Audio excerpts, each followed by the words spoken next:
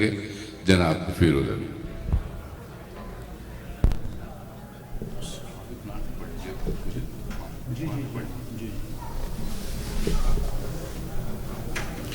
برائے خوشنودی محمد و آل محمد بلند تر صلوات اللہ۔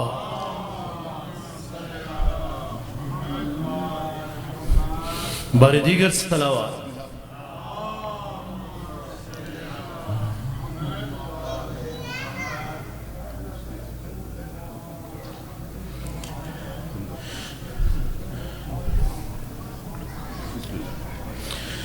بکھرے پڑے ہیں لاشیں اولاد مرتضیٰ کے، بکھرے پڑے ہیں لاشیں اولاد مرتضیٰ کے، زینب اجڑ گئی ہے، زینب اجڑ گئی ہے، کرب و بلا میں آ کے بکھرے پڑے ہیں لاشیں اولاد مرتضیٰ کے،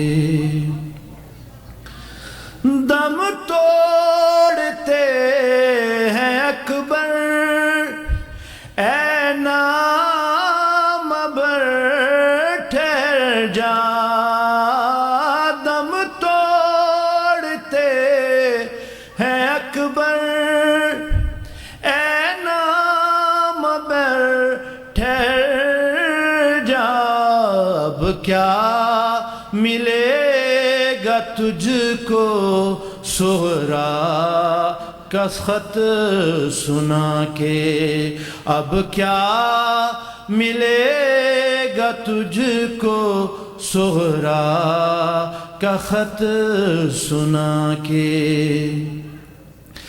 زخمی ہے کان دونوں بے حال ہے سکینہ، زخمی ہے کان دونوں بے حال ہے سکینہ، دریا سے کون لائے عباس کو بلا کے، زینب اجڑ گئی ہے، زینب اجڑ گئی ہے، کرب و بلا میں آ کے بکھرے پڑے ہیں لاشیں اولاد مرتضیٰ کے، کیسے بھلائے مادر اصغر کا تیر کھانا، کیسے بھلائے مادر اصغر کا تیر کھانا، چپ چاپ رو رہی ہے جھولے سے سر لگا کے، زینب اجڑ گئی ہے، زینب اجڑ گئی ہے، کرب و بلا میں آ کے بکھرے پڑے ہیں لاشیں اولاد مرتضیٰ کے، زہرا کی بیٹیوں کی تشہیر ہو رہی ہے، زہرا کی بیٹیوں بیٹیوں کی تشہیر ہو رہی ہے، غیرت سے چل رہے ہیں سجاد سر جھکا کے، زینب اجڑ گئی ہے، زینب اجڑ گئی ہے، کرب و بلا میں آ کے بکھرے پڑے ہیں لاش اولاد مرتضیٰ کی۔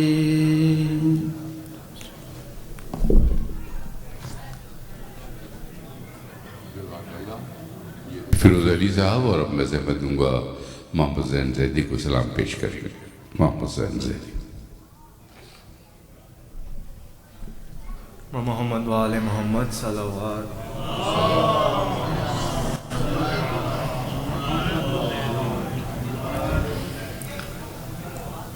سکینہ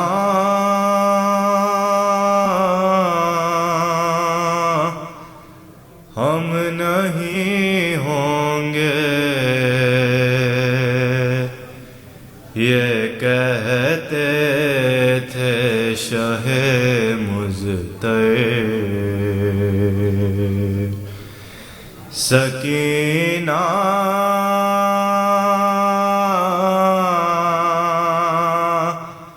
ہم نہیں ہوں گے، وہ وقت آئے گا اب تم پر،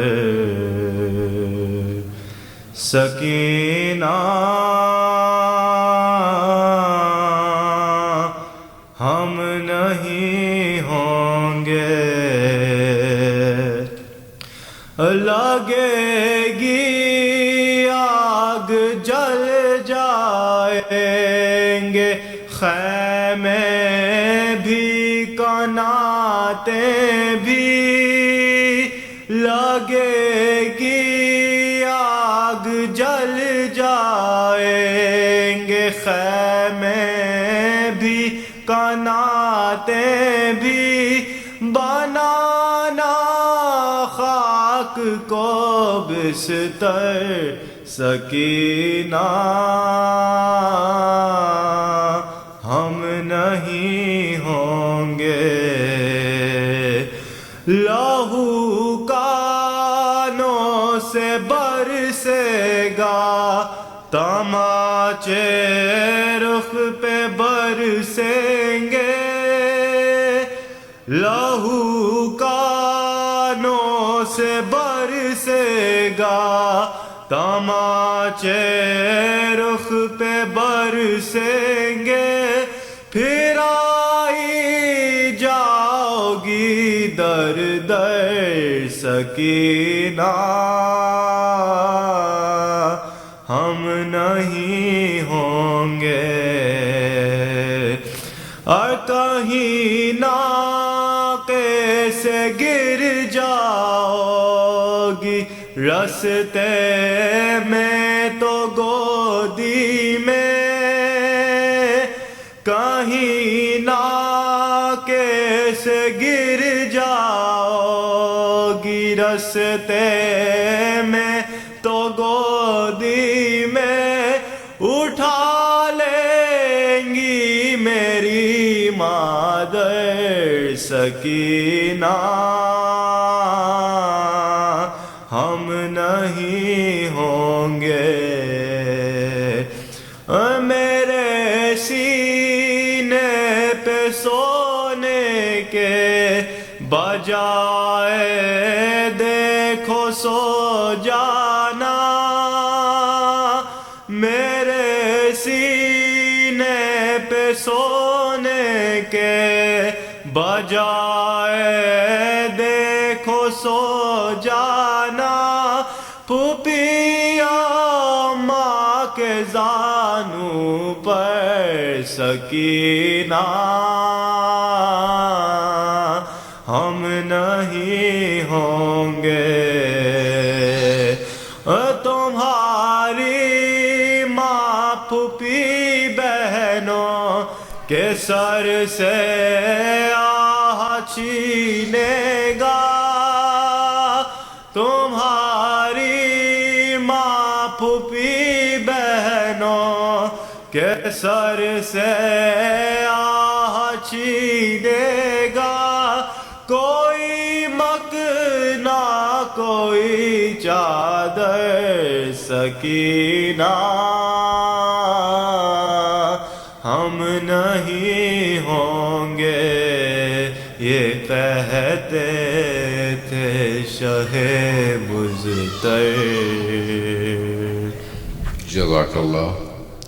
یہ تھے زین زیدی. اور خواتین حضرات، آپ لوگوں سے ایک درخواست ہے. ہماری کمیونٹی کے ایک بڑے ایکٹیو ممبر ہیں معظم علوی، ان کے صاحبزادے شہباز علوی کو ہارٹ اٹیک ہوا ہے. اس وقت تو آئی سی یو میں ہیں.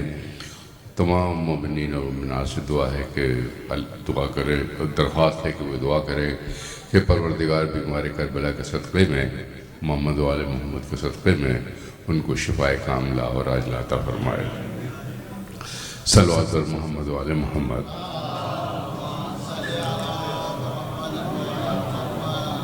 اور اب میں زحمت دوں گا لطف نقوی کو مرثیہ پیش کریں گے. لطف نقوی.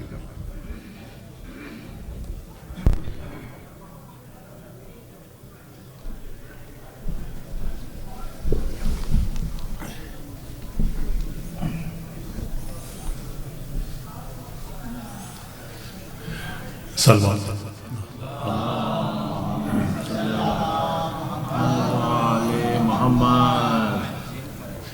یہ کہہ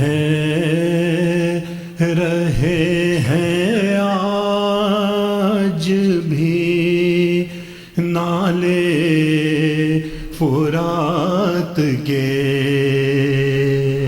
یہ کہہ رہے ہیں آج بھی نالے فرات کے،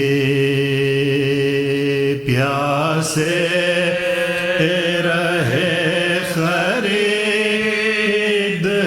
والے فرات کے، پیاسے رہے خریدنے والے فرات کے، گرمی تھی کربلا کے بیاباں میں اس قدر، گرمی تھی کربلا کے بیاباں میں اس قدر،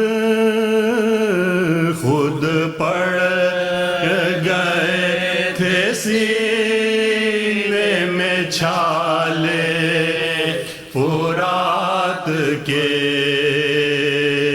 خود پڑ گئے تھے سینے میں چھالے فرات کے، زینب کا تھا بیان بھی کم سن ہے میرا لال، زینب کا تھا بیان بھی کم سن ہے میرا لال، کر دے نہ تشنگی کو حوالے فرات کے، کر دے نہ تشنگی کو حوالے فرات کے،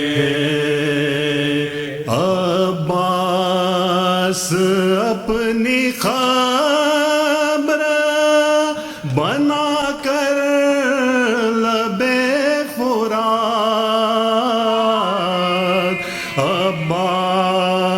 اپنی قبر بنا کر لبے فرات ارمان تم نے خوب نکالے فرات کے ارمان تم نے خوب نکالے فرات کے یہ کہہ رہے ہیں آج بھی نالے فرات کے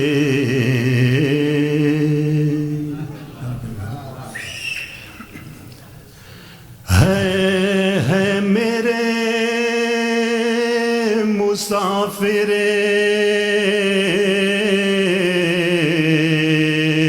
کرب و بلا حسین ہے میرے غریب میرے محل کا حسین ہے تجھے نہ پانی کا خطرہ ملا ہے تجھے نہ پانی کا خطرہ ملا ہے تمام تن تیرا ٹکڑے ہوا حسین پیاس سے گلے پخنجرے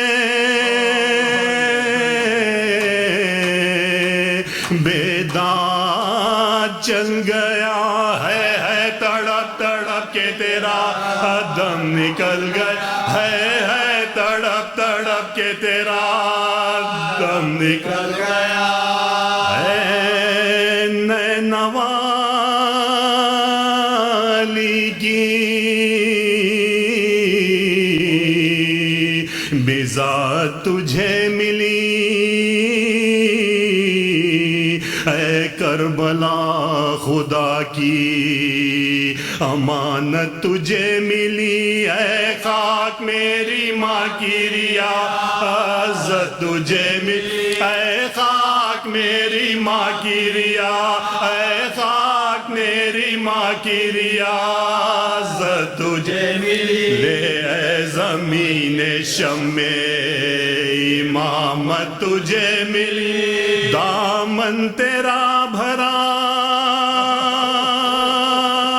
میری کھیتی اجڑ گئی سرحد میں تیرے بھائی سے زینب نکل گئی سرحد میں تیرے بھائی سرحد میں تیرے بھائی سے زینب بچھڑ گئی یہ کہہ کے سر کو پیٹ کے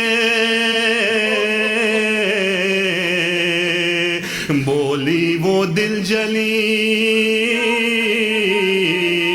آ کر نجف سے حال میرا دیکھو یا علی گردن رسن میں آپ کے بیٹی کی ہے بندی گردن رسن میں آپ کے گردن رسن میں آپ کے بیٹی ہے بندی کہتی ہے ماریا سے وہ بات چشم تر چلی ہے میں کربلائے مولا میں لٹ گئی پردیس میں آ کے برادر سے چھٹ گئی پردیس میں آ کے برادر سے چھٹ گئی کیا لطف زندگی کا جو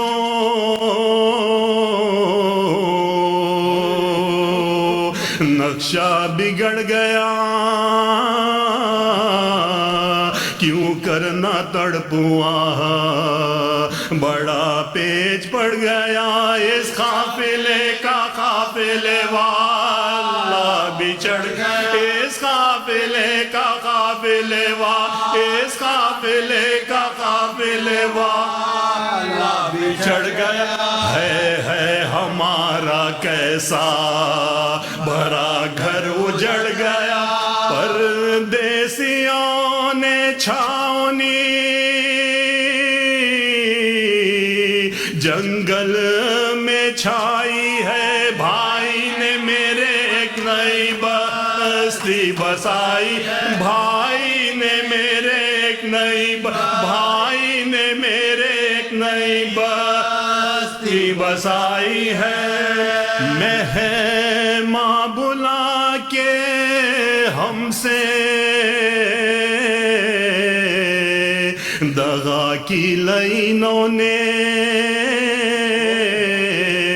کیا کیا نہ ہم پر جورو جفا کی لائنوں نے، کچھ بھی ذرا نہ شرم و حیا کی لائنوں، کچھ بھی ذرا نہ شرم و حیا، کچھ بھی ذرا نہ شرم و حیا کی لائنوں نے، گردن خفا سے شے کی جدا کی لائنوں نے، خیمے جلا کے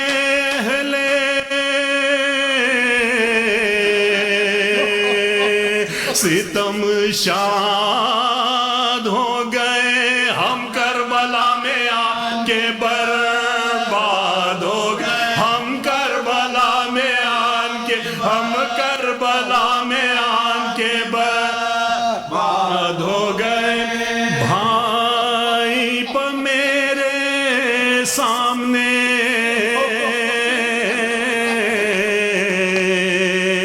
نیزے چلا کیے، تیغوں تبر بدن پر برابر لگا کیے، شبیر شکر شکر ہی منہ سے کہا کی، شبیر شکر شکر ہی منہ، شبیر شکر شکر ہی منہ سے کہا کی، اترا نہ شمر سینے سے بے سر جدا کیے، روتی رہی میں وہ سرے، شبیر لے گیا بھائی کی میری خوبری، بھائی کی میری خوبری، بھائی کی میری خوبری تصویر لے گیا،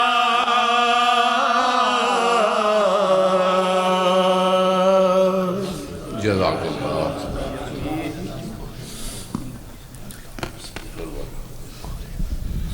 صلوات بر محمد و آل محمد۔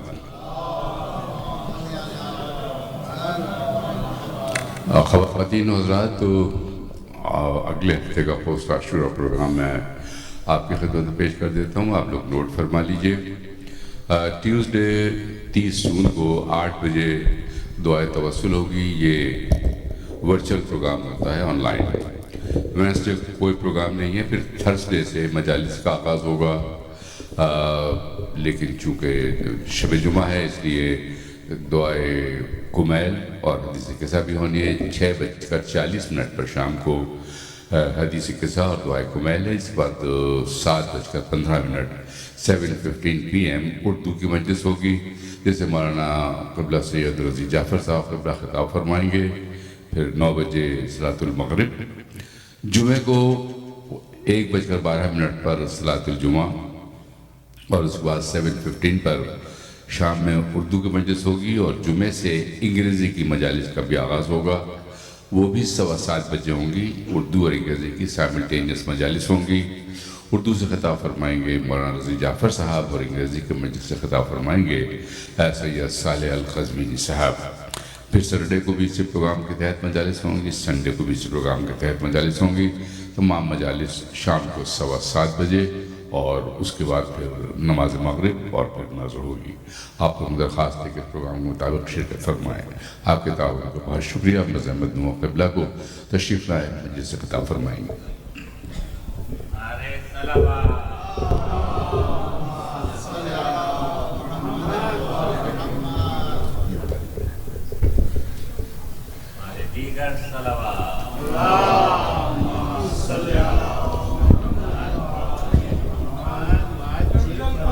کرتے ہیں یاد علی علی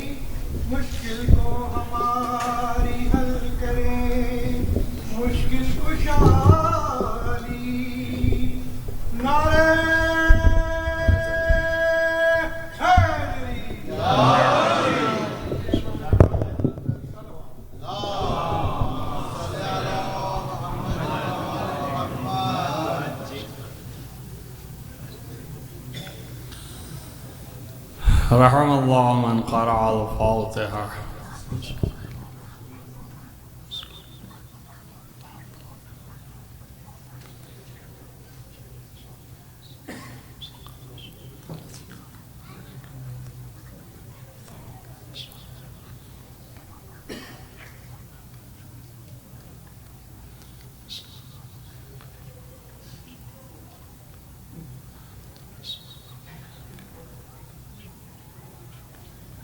آوازیں بلند سلوہ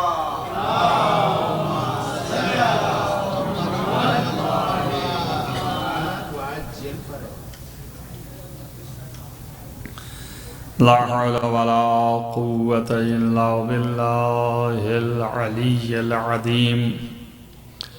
أعوذ بالله السميع العليم من الشيطان اللعين الرجيم. بسم الله الرحمن الرحيم وبه نستعين وهو المعين. الحمد لله رب العالمين والعاقبة للمتقين والجنة للموحدين والنار للملحدين والمنكرين.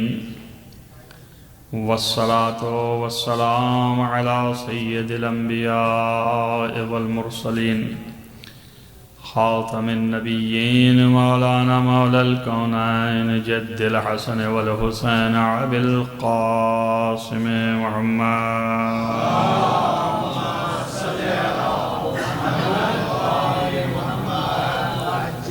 ولا سيما على ابن عمه ووزيره ووصيه وخليفته مغلوب كل غالب غالب كل غالب مولانا علي بن أبي طالب.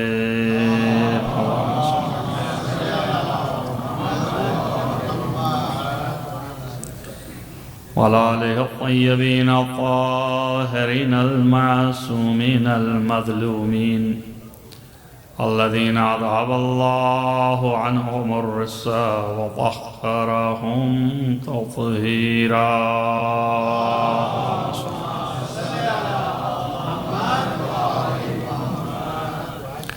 ولعنة الله على أعدائهم أجمعين من يومنا هذا إلى قيام يوم الدين. أما بعد فقد قال الله سبحانه وتعالى في كتابه الحكيم.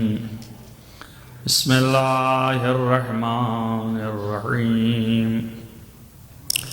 رفيع الدرجات ذو العرش يلقي الروح من أمره على من يشاء من عباده لينذر يوم التلاق. صلوات محمد وآله.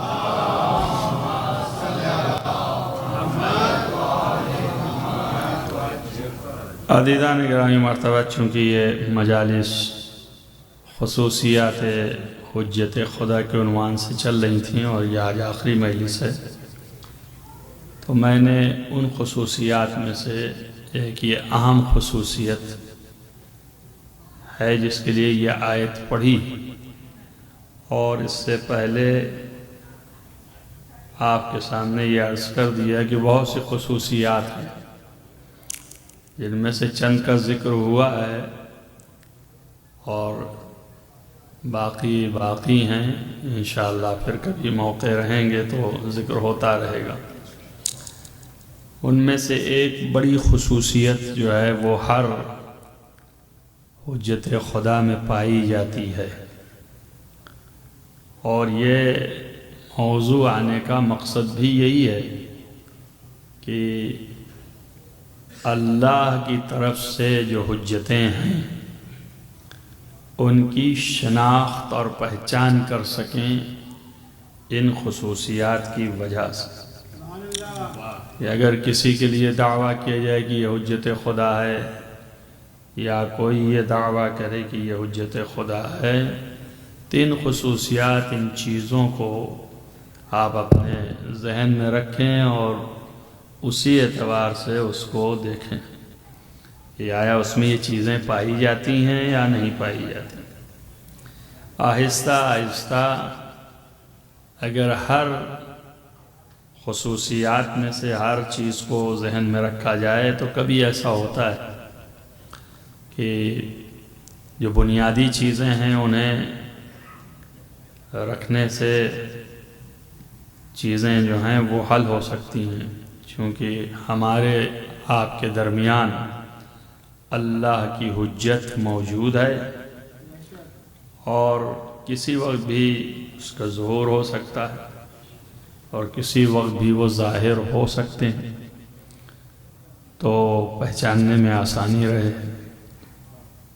چنانچہ لوگ پوچھتے بھی ہیں نا کہ کس طرح پہچانیں گے، تو وہ پہچاننے کے لیے جب خصائص رہیں گے ذہن میں تو وہ خصوصیتیں آپ تلاش کریں گے، وہاں پہ ڈھونڈیں گے.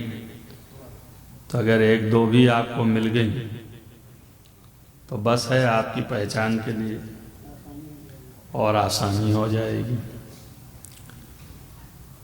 ہر ایک کا اپنا زمانہ اپنا دور ہوتا ہے. ایک عورت تھی کہ جو یمن کی رہنے والی تھی، وہ اماموں کی پہچان کرتی تھی صرف ایک چیز سے.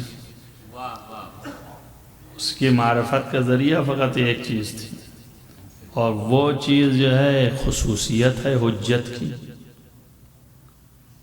تو وہ خصوصیت وہ ڈھونڈتی تھی، جو بھی دعوے دار ہے اس سے وہ کہتی تھی کہ یہ چیز کر کے دکھاؤ تو ہم تمہیں حجت خدا مان لیں گے. اور وہ پتھر پر مہر لگواتی تھی. اور پتھر پر مہر لگانے کا مطلب یہ نہیں ہے کہ کوئی سیاہی یا اس کا وہ موجود ہو اور اس سے وہ مہر لگا دے. وہ مہر لگانے کا مطلب یہ ہے کہ پتھر پر نشان بن جائے. تو جو بھی پتھر پر نشان بنائے وہی گویا امام وقت ہے، وہی حجت خدا ہے. اب یہ چونکہ وہ اول سے اس خصوصیت خاص کو جانتی تھی کہ کوئی اور کر ہی نہیں سکتا سوائے امام کے، تو چونکہ کوئی نہیں کر سکتا ہے اس لیے جو کر لے وہی امام ہے، جو کر لے وہی نبی ہے. رسول اکرم صلی اللہ علیہ وآلہ وسلم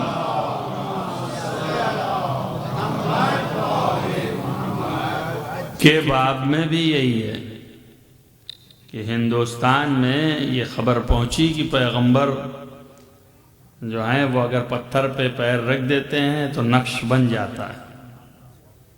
تو ہندوستان کا ایک پنڈت تھا، اس نے کہا کہ یہ تو کوئی بڑی بات نہیں ہے، اگر یہی اسی سے نبوت ثابت کر رہے ہیں تو یہ تو کوئی بھی کر سکتا ہے. مگر وہ ایک دن خاص ہوتا ہے جس دن دو ستارے ملتے ہیں.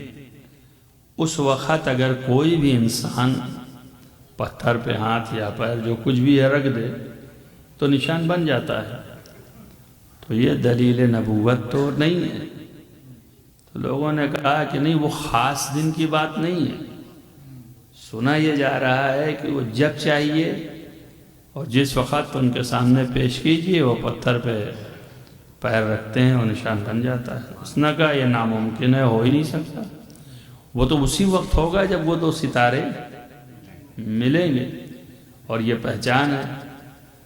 تو لوگوں نے کہا نہیں، ہے تو ایسے ہی کہ وہ جب چاہتے ہیں کر لیتے ہیں، اسی لیے دعوی نبوت کر رہے ہیں.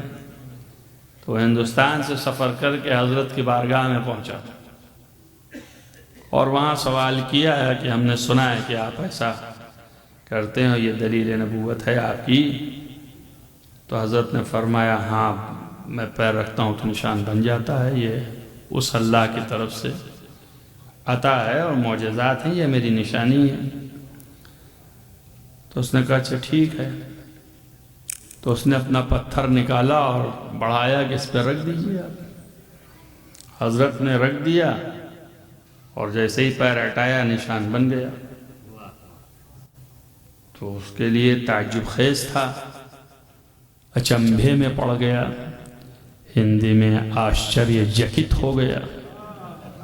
और वो उसने कहा नहीं ऐसे नहीं, फिर पत्थर को पलट के रखा और इस मर्तबा वो ऊपर देखता रहा सितारों को। जैसे जैसे पैगंबर पैर पत्थर से करीब ले जा रहे थे वैसे वैसे दोनों सितारे मिल रहे थे। जब पैगंबर ने पैर रख दिया पत्थर पे तो सितारे मिल गए और मिले रहे उतनी देर तक जितनी देर तक रखे रहे। और जब हज़रत ने पैर हटा लिया तो सितारे भी हट गए। तो अब उसने कहा कि हाँ मान गए कि आप नबी हैं, इसलिए कि सितारों के मिलते वक्त जो रखे वो आम आदमी है और जिसके पैर रखने से सितारे खुद मिल जाएं वो हाकिम सितारा है। आप जो है अल्लाह के नुमाइंदे हैं। एक सलावत पढ़ें मोहम्मद वाले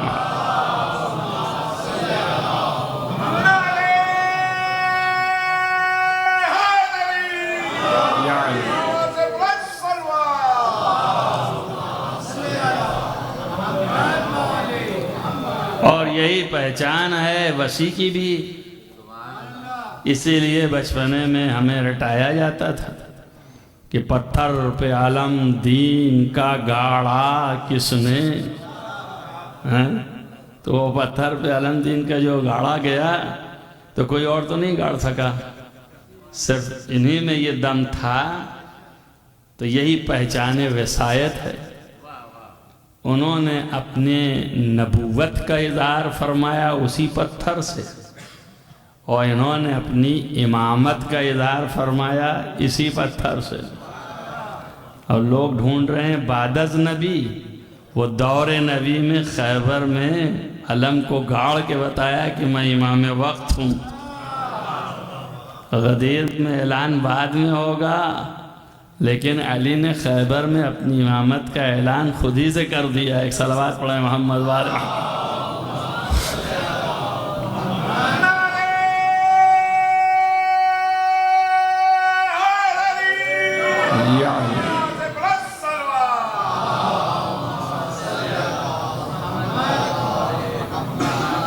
तो ये क्यों ऐसा है कि इन्होंने भी वैसे ही इख्तदार दिखाया जो इख्तदार उनका था। तो उसकी एक वजह है और वो वजह ये है कि जो जिस चीज़ से ये इख्तदार और क़ुव्वत पैदा होती है हुज्जत खुदा के यहाँ, वही चीज़ जो इनमें थी वही इनमें थी। और वो है ख़ास किस्म की रूह। रूह की 5 किस्में हैं। उन 5 किस्मों में ये 5वीं किस्म जो है ये ख़ास है और ये सिर्फ हुज्जत खुदा को नसीब है।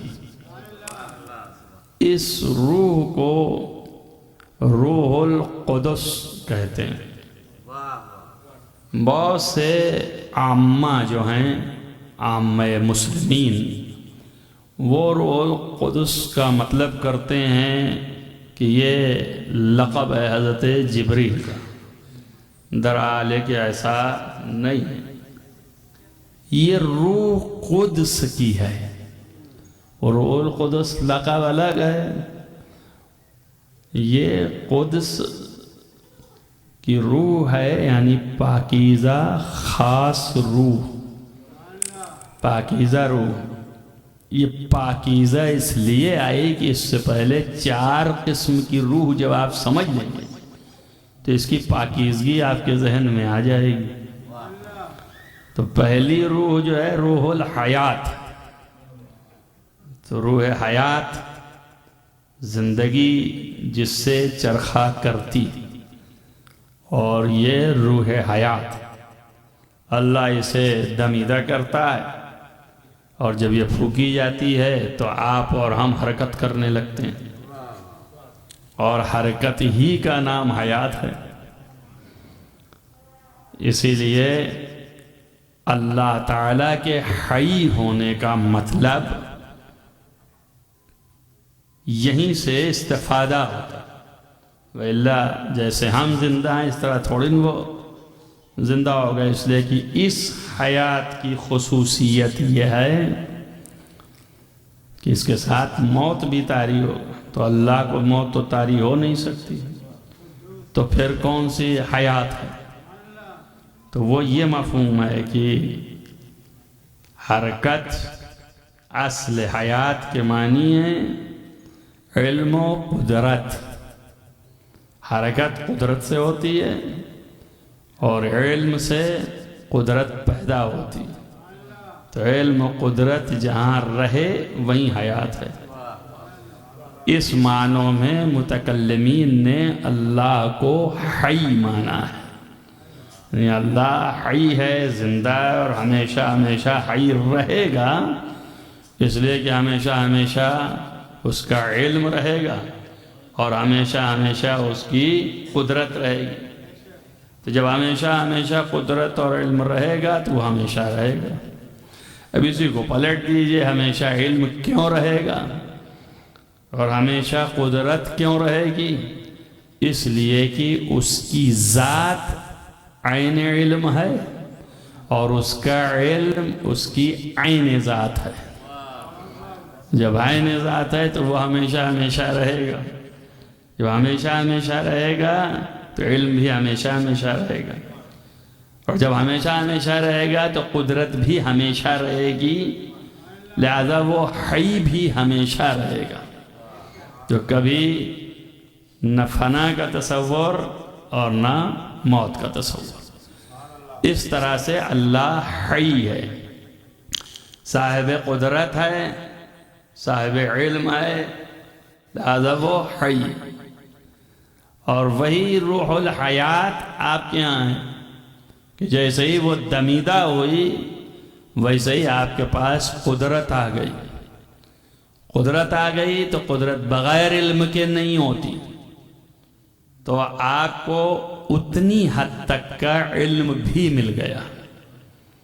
اسی وجہ سے آپ کو پیدائشی جو بولا جاتا ہے کہ علم نہیں ہے، وہ علم یہ معرفت یہ ساری چیزوں کو بولا جاتا ہے، لیکن بہت بنیادی چیزیں جو ہیں وہ پیدا ہو جاتی ہیں، اس لیے کہ ابزار علم جو ہے وہ موجود ہے، آنکھ بھی ہے اور کان بھی ہیں، تو بطن مادر میں وہ سنتا ہے، سننا ایک ذریعہ علم ہے، تو لہذا علم کی چیزیں جو ہیں وہ ایکٹیو ہو گئیں، اللہ نے ایکٹیو کر دیا۔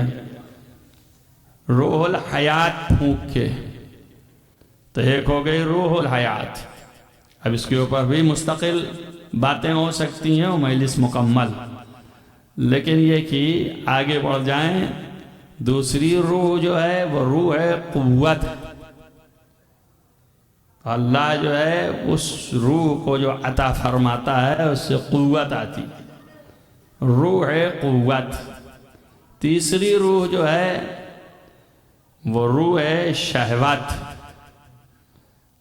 تو ان سب میں ہم اور آپ اور حیوان مساوی ہیں، تو روح قدرت بھی، قوت بھی ہے، شہوت بھی ہے اور حیات بھی ہے، تین ہو گئے۔ اور چوتھی روح جو ہے وہ روح الایمان، ایمان کی روح ہے، تو یہ صرف انسان میں پھونکی جاتی ہے۔ یہاں پہ بحث طلب ہے کہ یہ روح ایمان ہر انسان کے پاس ہے یا کہ صرف ظاہری الفاظ کے اعتبار سے مومن ہی کے پاس ہے اور کسی کے پاس نہیں۔ تو جو مومن ہو گیا اس کے پاس روح ایمان ہے، اور جو مومن نہیں ہے اس کے پاس نہیں ہے۔ آیا ایسا ہے یا ایسا نہیں ہے؟ سب کے پاس ہے۔ تو اس میں حق اور انصاف یہی ہے کہ سب کے پاس عدالت کے خلاف ہو جائے۔ یہ اللہ کی عدالت کے تقاضے سے روح ایمان سب کے پاس ہے۔ منتہا ایمان کی دو قسمیں ہیں، ایک ایمان جو ہے وہ اختیاری ہے، یعنی اپنے اختیار سے سمجھ بوجھ کے معرفت پیدا کر کے اور ایمان لے آیا اور مان لیا، اور ایک ایمان جو ہے وہ جبری ہے، بغیر اپنے اختیار سے اس کو لانے کا حق ہی نہیں، وہ روح کے ساتھ ودیعت ہے، اور اسی وجہ سے ہر انسان کے نفس میں خدا پر ایمان محفوظ ہے۔ جب وہ اس کی طرف توجہ دلاتا ہے اور اپنے کو توجہ میں لے جاتا ہے تو خدا پر ایمان مکمل پیدا کر لیتا ہے، اور اسی سے ہم اس کے قائل ہیں کہ توحید فطری ہے۔ فطری ہونے کے معنی یہ ہے کہ نفس میں ہمارے خابیدہ ہے، اندر چھپی ہوئی ہے، اور چھٹے امام نے اس کے لیے استظہار فرمایا، چونکہ مزید بحث کرنا فلسفی ہے، وہ عام انسان کے ذہن میں نہ آئے، تو چھٹے امام نے ایک فلسفی کو سمجھانے کے لیے آسان کر دیا، اور جب اس نے کہا کہ توحید فطرت میں کیسے ہے، توحید یعنی خدا کی شناخت، خدا کی معرفت، اور خدا کا وجود کہ وہ ہے یا نہیں ہے آپ کے دل میں کیسے چھپا ہے، تو حضرت نے فرمایا کہ تو نے کبھی کشتی کا سفر کیا ہے؟ کہاں کیا ہے؟ کبھی کشتی ٹوٹی یا نہیں ٹوٹی تو مد و زجر کے درمیان آئی، اور اگر آئی تو مد و زجر کے معنی یہ ہے کہ پانی جو ہے اوپر اچھالتا ہے پھر نیچے گراتا ہے، تو کشتی اس میں اوپر کو جاتی ہے پھر نیچے کو آتی ہے، اس میں جان جانے کا خطرہ ہے، ڈوبنے کا بھرپور یقین بھی ہو جاتا ہے کہ اب تو ہم ڈوبنے والے ہیں، اب گئے اور تب گئے۔ تو اگر کوئی مد و زجر کے درمیان آ جائے اور کہیں کشتی بھی ٹوٹی ہوئی ہو اور ایک حصے میں ہو، اور اب گئے اور تب گئے اور بالکل سے ڈوبنے والے ہیں، ایسی صورت میں اگر نفس کے اندر توجہ کرو تو وہ لو لگائے رہتی ہے، اگر ڈوب رہا ہو بالکل تو بھی اسے امید ہوتی ہے کہ ابھی کوئی ہے جو مجھے بچا لے گا۔ تو حضرت نے یہی سوال کیا کہ تجھے کبھی ایسا پیش آیا، اور جب پیش آیا تو تیرے دل میں یہ امید پیدا ہوئی؟ اس نے کہا ہاں یہ امید تو پیدا ہوئی کہ ابھی بھی ہے کوئی جو بچا لے، اور شاید اسی سے میں ایک دو دفعہ بچا۔ تو حضرت نے کہا جو یہ امید پیدا ہوئی یہی توحید فطری ہے، یہی خدا کی معرفت ہے جو فطرتاً انسان کے پاس موجود ہے۔ ایک صلوات پڑھیں محمد والے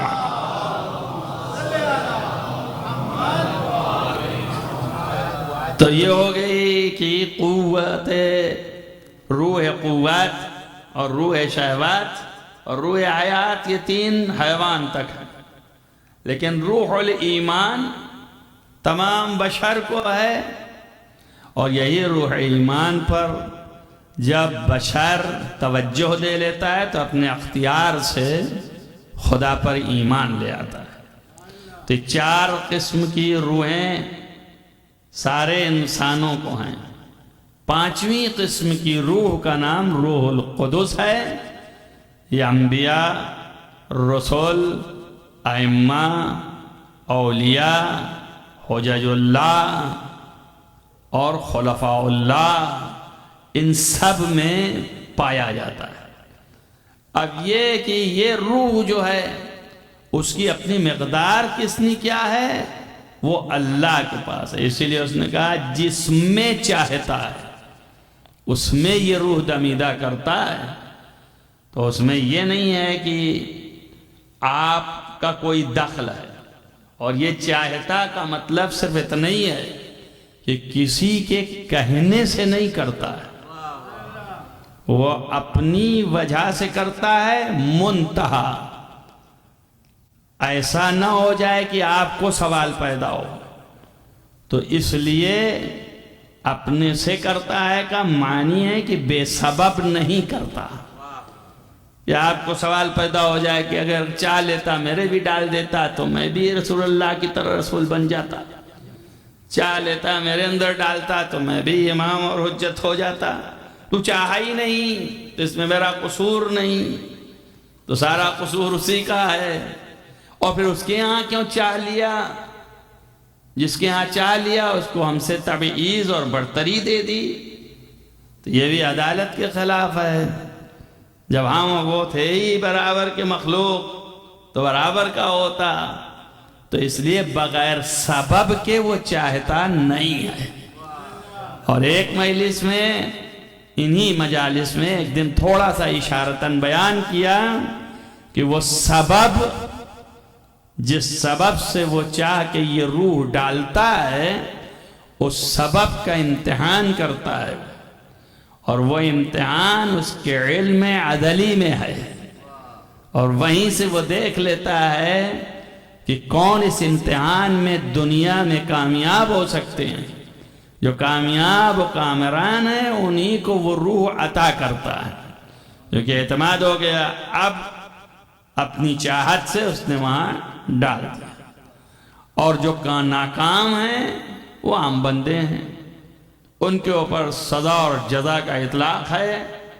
اور یہاں یہ روح آ گئی، یہ روح اس لیے ڈالی جاتی ہے تاکہ یہ محسوس ہو جائے کہ عام بندوں سے ہٹ کے یہ بندے ہیں۔ جب عام سے ہٹیں گے تبھی ان میں بلندی آئے گی، جب بلندی آئے گی تبھی یہ آپ کے لیے نمونہ عمل بن سکیں گے، جب نمونہ عمل بنیں گے تو یہی حجت خدا کہلائیں گے۔ ایک صلوات پڑھیں محمد و آل محمد۔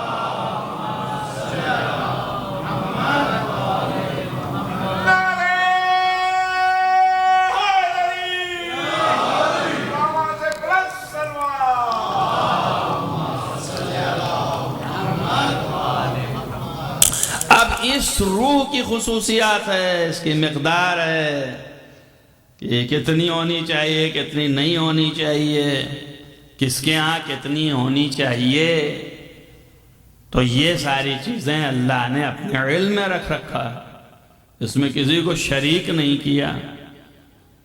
اب جہاں اس نے جتنی مصلحت جس زمانے میں جیسی سمجھی ہے اس اعتبار سے حجت کو وہاں بھیجا تو اتنی روح اس کو عطا فرمائی۔ تو جہاں تھوڑی تھوڑی روحوں کا تذکرہ ہے وہ اتنی اعتبار سے، اسی زمانے کے لحاظ سے، اسی زمانے کے افراد کے لحاظ سے اس نے اتنی روح عطا فرمائی۔ اب اس کی خصوصیات جو ہیں وہ الگ مرقوم ہیں۔ حضرت امام محمد باقر علیہ السلام نے جابر ابن یزید جعفی سے اور دیگر 2-3 صحابی اور بھی ہیں جن سے آپ نے یہ بیان فرمایا، اور آپ نے یہ تقسیمات بیان فرمائی جو آپ کے سامنے میں نے بیان کیا۔ خلاصہ کم سے کم 10 روایتوں کا خلاصہ یہ ہے، اسی میں آپ نے جو ہے وہ اس کے خصوصیات بھی بیان کیے۔ اور حضرت امیر المومنین علی ابن ابی طالب علیہ السلام نے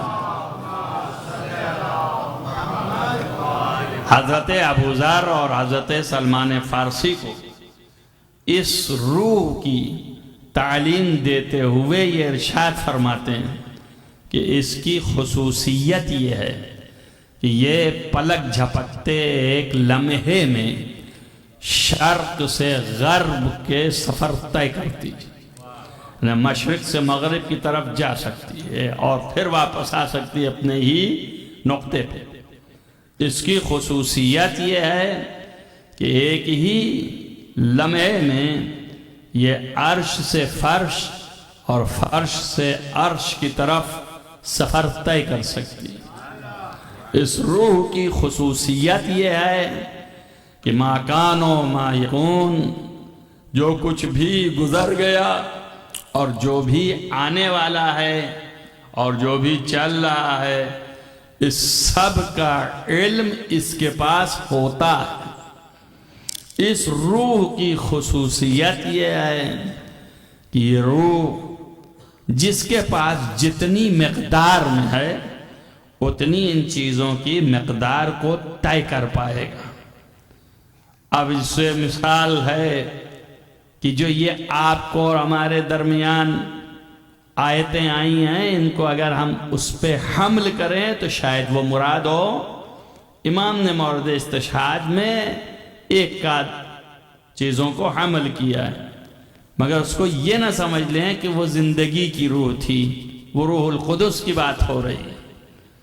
اسی لیے اللہ نے، آپ غور کریں اور فکر کریں کہ اللہ نے ملائکہ سے جب سجدہ کروایا تو پہلے کہیں تو یہ کہا کہ امتحان لیا اور پیش کیا، اور جب وہ کر چکے تو پھر اللہ نے کہا سجدہ کرو، اور کہیں پر یہ کہا کہ فَإِذَا نَفَخْتُ فِيهِ مِن رُوحِي، جب میں اس میں اپنی روح پھونک دوں تو فَقَعُوا لَهُ سَاجِدِينَ، تو بس فوراً تم جو ہے سجدے میں چلے جانا۔ تو آیا یہ کون سی روح تھی؟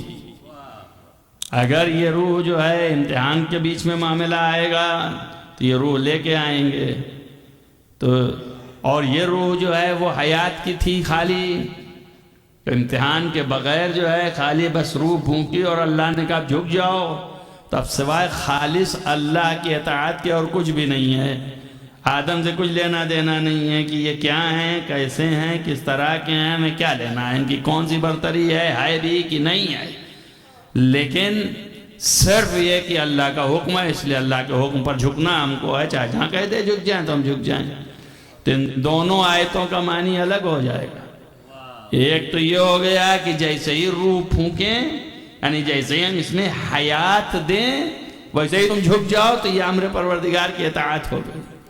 اور ایک دفعہ جھکنے کو کہا کہ جب امتحان لے لیا، اب اس کے بعد ظاہر ہو گیا کہ وہ جواب دے دیے، جواب نہیں دے پائے، تو یہ برتری بتانا ہے کہ یہ روح تم میں نہیں ہے، یہ روح ان میں ہے۔ بات تو سمجھ میں آئی نہ ہے کہ تو اب جب آدم میں ہے تو تم ان کے سامنے جھک جاؤ، اس لیے کہ تم سے یہ برتر ہیں، بلندتر ہیں۔ تو یہاں سجدے کے معنی جھکنے کے ہیں، یعنی جب کوئی کسی کے احترام میں آ جائے تو پھر اس کو جھکنا پڑتا ہے اس کے سامنے، اور اسی لیے بہت سے عرفاء نے اس کی نشانی دی ہے کہ جھکنے کے معنی یہ نہیں ہے کہ خالی آپ ایسے جھک گئے ایک دفعہ تو ہو گیا۔ جھکنے کے معنی یہ ہے کہ ساری کائنات کی اشیاء اس کے سامنے سربسجود ہونے کے مطلب تسلیم ہیں، یعنی اس کے اطاعت میں ہیں۔ جب یہ چاہے گا ان پر اپنی حکومت کرے گا اور ان کو اس کا جواب دینا ہوگا۔ ایک صلوات پڑھیں محمد وآل محمد۔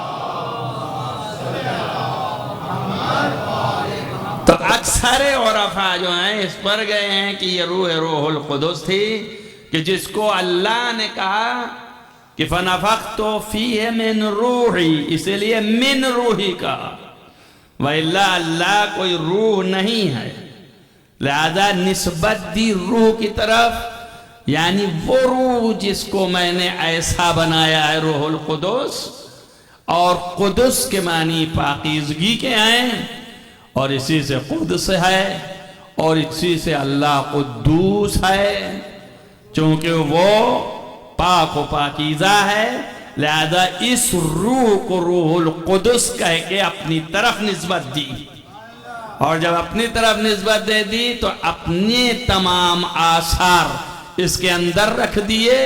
جب آثار رکھ دیے تو اسی کو کہا جہاں یہ آثار پائے جائیں یہی میرا جانشین آئے۔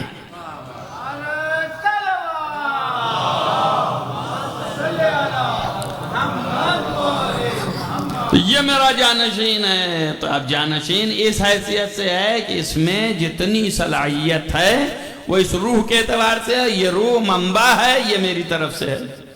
فَنَفَخْتُ فِيهِ مِن رُوحِي، اب من جو ہے یہ عربی کا ایک قاعدہ ہے کہ جہاں من سن آتا ہے اگر الگ رہے تو من من آتے ہیں، اور اگر یہ کسی کے ساتھ رہے تو پھر معنی پیدا کرتا ہے۔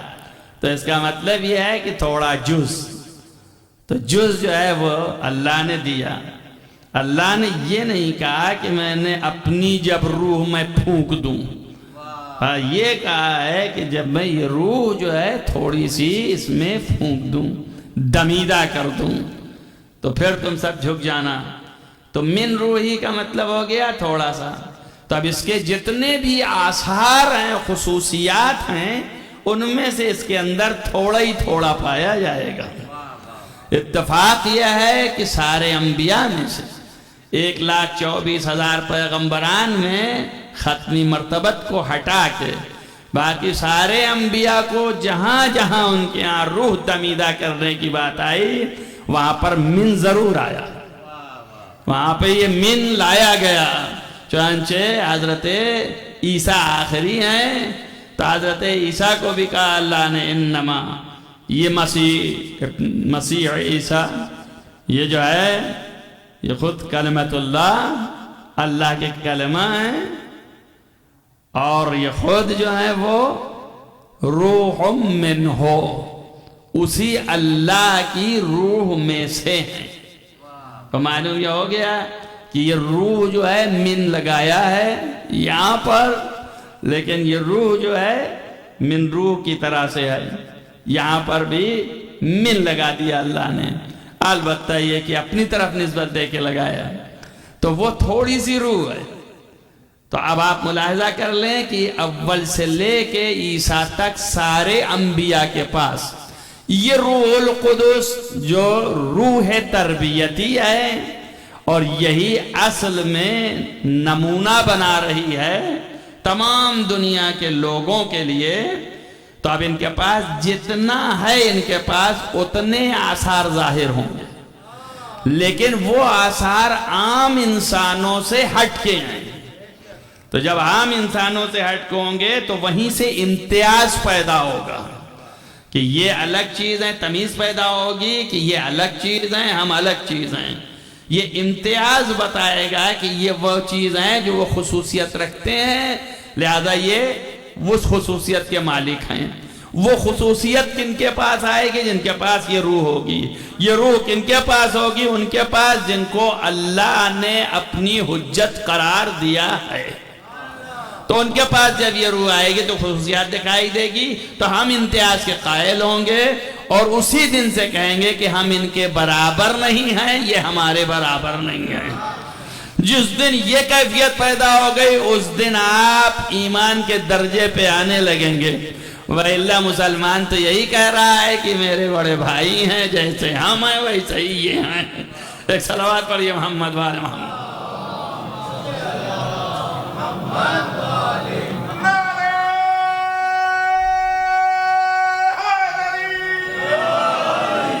اب جس کے پاس یہ خصوصیت پائی جاتی ہے وہ حجت خدا، وہ اس روح کے ماتحت جتنی قوت و قدرت ہے اتنا وہ استعمال کر سکتا ہے، اور اتنا ہی وہ استعمال کرتا ہے۔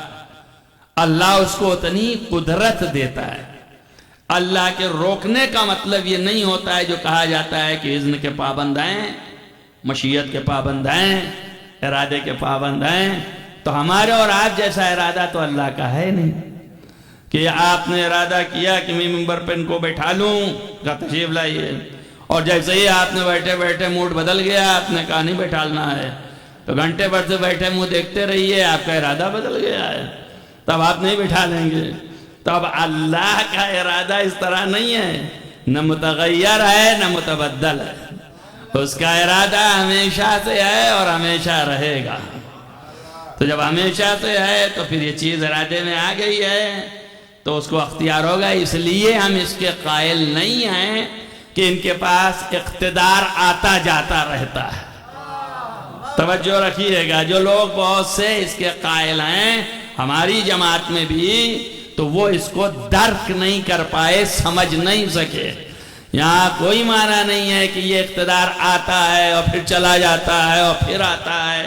تو جب اللہ دیتا ہے تو کرنے لگتے ہیں، جب پھر چھین لیتا ہے تو مجبور ہو جاتے ہیں۔ تو ایسے حجت کا فائدہ نہیں ہے کہ وہ ہر وقت ایسا ہو۔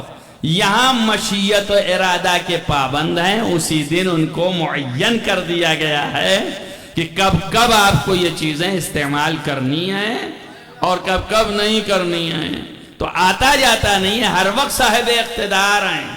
تو اگر کوئی اس طرح کی روایت آئی ہے تو اس کو حمل کریں گے مشیت خدا پر، کہ جو اول روز ارادے میں اس نے قید لگائی ہے کہ آپ کو اتنے دن اس وقت اس موقع پہ اتنا کرنا اور اتنا نہیں کرنا، تو امام اس کا پابند ہے اور حجت اس کی پابند ہے اور اس کے علم میں ہے، وہ جانتا ہے، ایسا بھی نہیں ہے کہ نہیں جانتا ہے، وہ جانتا ہے، علم رکھتا ہے۔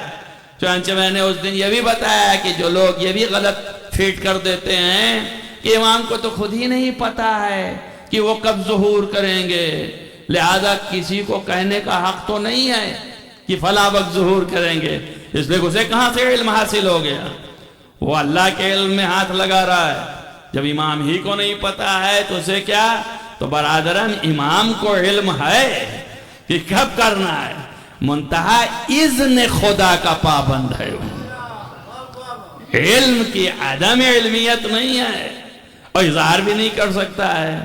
یہ ایسے راز ہیں کہ جسے ائمہ نے نہیں دیا، مگر اذن خدا کا پابند ہے، جب اللہ کا اذن ہوگا ظاہر ہو جائے گا۔ تو اسی طرح اللہ کی طرف سے یہ جو الفاظیں آتی ہیں ہمارے آپ کے سامنے، چونکہ ہم ظاہر بھی ہیں تو ظاہری طور پر سمجھتے ہیں، اس لیے ساری الفاظیں آ جاتی ہیں، وَإِلَّا حقیقت یہ ہے کہ ان پر اقتدار ہے، جب چاہیں تب انجام دے سکتے ہیں، مگر جب اللہ نے چاہا ہے اسی وقت وہ انجام دیں گے، جب اس کے ارادے میں ہے اسی وقت وہ انجام دیں گے، جب اس کے ارادے میں نہیں ہے وہ انجام نہیں دیں گے۔ اسی لیے آپ دیکھتے ہیں کہ لوگ بہت مطالبہ کرتے ہیں مگر پھر بھی ایمان نہیں کرتے۔ لوگ کہتے ہیں کہ اگر آپ پاس اتنی قوت اور قدرت یہ تو دکھائیے، تو حضرت اسے ادھر سے ادھر کر دیتے ہیں، نہیں کرتے۔ اور کہیں پہ کوئی کہتا ہے تو اظہار کر بھی دیتے ہیں۔ کہیں پہ ضرورت آپ کو سمجھ میں آ رہی ہے کہ اس وقت تو اب اظہار کرنا چاہیے، اتنی بڑی قوت، اتنا اقتدار، اتنا سب کیوں نہیں کر رہے ہیں؟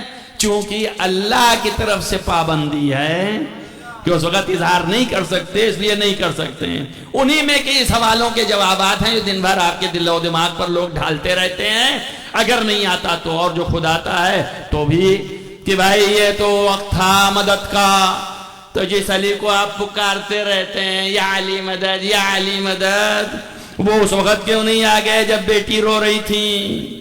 اس وقت کیوں نہیں آ گئے جب بیٹے تڑپ رہے تھے؟ تو آ جاتے مدد کے لیے۔ کیا اقتدار نہیں تھا کیا؟ تو اس سے پتہ چلتا ہے کوئی اقتدار نہیں، کچھ مدد نہیں، کچھ بھی نہیں۔ لہذا یہ سادے ذہنوں کو اچکنے کے لیے اور ان کو وہاں سے پھیرنے کے لیے چیزیں کہی جاتی ہیں۔ تو اس کا جواب یہی ہے کہ جب مقام امتحان اور آزمائش میں ہے طرف، تو وہاں ان کو اقتدار دکھانے کی ضرورت نہیں ہے۔ اس لیے آپ نے مصائب میں شام غریبہ میں سن لیا کہ آئے، مگر مقام آزمائش میں جب تھی تو نہیں آئے ہیں، اب پرسے کے لیے آ گئے۔ تو یہ بتا دیا کہ اگر اقتدار نہ ہوتا تو آتے کیسے؟ تو اس بات کی دلیل ہے کہ اقتدار ہما وقت ہے جب اللہ کی طرف سے اذن ہے تو اسے انجام دیتے ہیں، جب اذن نہیں ہے تو اسے انجام نہیں دیتے ہیں۔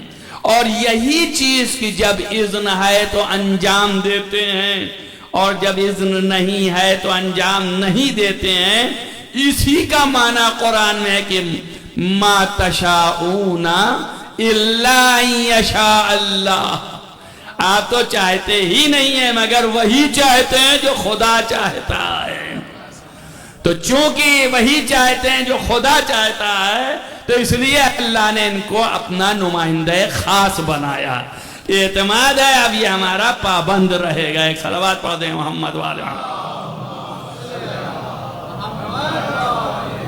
اب اگر اس کے پاس اس روح کی وجہ سے اقتدار ہے کہ یہ ایک لمحے میں شرق سے غرب کی طرف اور عرش سے فرش کی طرف جا سکتا ہے اور جا کے دکھا رہا ہے، کر کے دکھا رہا ہے، تو آپ پہچاننے میں آپ کو آسانی ہوگی۔ ما کان و ما یکون کا علم ہے، سب جانتا ہے، گزشتہ آئندہ موجودہ۔ تو یہی وجہ ہے کہ وہ اپنے علم کا جب اسے اظہار کرنا ہے، طلب ہے، ابھی ارادے میں آیا ہے، کہا نہیں ہے، لیکن امام کے علم میں ہے کہ یہ آدمی جو ہے وہ میری امامت کا قائل نہیں، شک میں چلا جا رہا ہے، اور اس نے دل میں خیال کیا ہے، تو حضرت اس کا جواب فراہم کرتے ہیں۔ تو یہ کہاں سے فراہم کرتے ہیں؟ اسی روح کے ماتحت۔ اسی لیے حضرت امام حسن عسکری علیہ السلام گزر رہے تھے، اس نے اپنے دل میں کہا کہ یہ تو ہم کو یہی ہے امام شیعوں کے امام نہیں لگتے ہیں، تو حضرت نے اس کو پکارا، اور جب پکارا تو اس کے باپ، دادا، پردادا، سگڑدادا سب کا نام لیتے ہوئے کہ فلاں ابن فلاں ابن فلاں ابن فلاں، دل میں ایسے شک نہیں لاتے۔ اور جیسے ہی یہ کہا، اس نے کہا ابھی تو میں نے کسی سے اظہار بھی نہیں کیا، لیکن میرے شک سے آگاہ، اور اس کے بعد میرے آباء و اجداد سے آگاہ، یہی دلیل امامت ہے کہ یہ امام ہے۔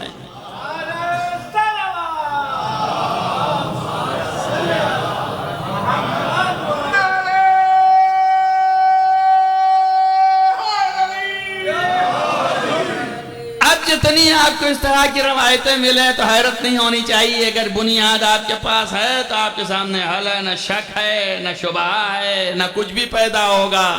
اب اگر آپ نے یہ سن لیا کہ مولا علی نے مسکراتے ہوئے ہاتھ میں ذوالفقار دکھایا زہرا کو، اور سلام اللہ علیہ نے کہا کہ ہاں اس کو تو ہم بہت زمانے سے پہچانتے ہیں، تو اب آپ حیرت میں ہو گئے، آئی تو مولا علی کے پاس تھی احد میں یا مثلا دوسری جنگ میں، لیکن یہ پہچانتی بہت زمانے سے، کا کیا مطلب ہے؟ تو یہ اسی روح کا خاصہ ہے جو کان و ما یکون کا علم رکھتی ہے۔ تو زہرا یہ بتا رہی ہیں کہ آج آپ کے پاس آئی ہے، تو اس کا یہ بھی مطلب نہیں کہ علی نہیں جانتے تھے، وہ بھی اسی روح کے مالک ہیں۔ وہ بتانا یہ چاہ رہی ہیں کہ جب سے آپ جانتے ہیں تب سے ہم جانتے ہیں، فرق نہیں ہے۔ کیوں؟ اس لیے کہ علی اگر نہ ہوتے تو کوئی زہرا کا کفو نہ ہوتا۔ تو اس بات کی دلیل ہے کہ جتنا یہ جانتی ہیں اتنا ہی وہ جانتی ہیں، کوئی فرق نہیں ہے دونوں کے جاننے میں، لیکن وہ دکھا یہ رہے ہیں کہ یہ وہی ذوالفقار ہے۔ اب اس کو ہم کا یہ معنی بدل دیں، مولا علی تصدیق لے رہے ہیں کہ یہ وہی ذوالفقار ہے کہ نہیں ہے، جسے آپ جانتی ہیں، تو آپ نے تصدیق کر دیا کہ اس کو تو ہم بہت زمانے سے جانتے ہیں۔ اس کی خلقت کیسے ہوئی وہ ہمارے علم میں ہے، کہاں ہوئی وہ ہمارے علم میں ہے، ودیت کہاں تھی وہ ہمارے علم میں ہے۔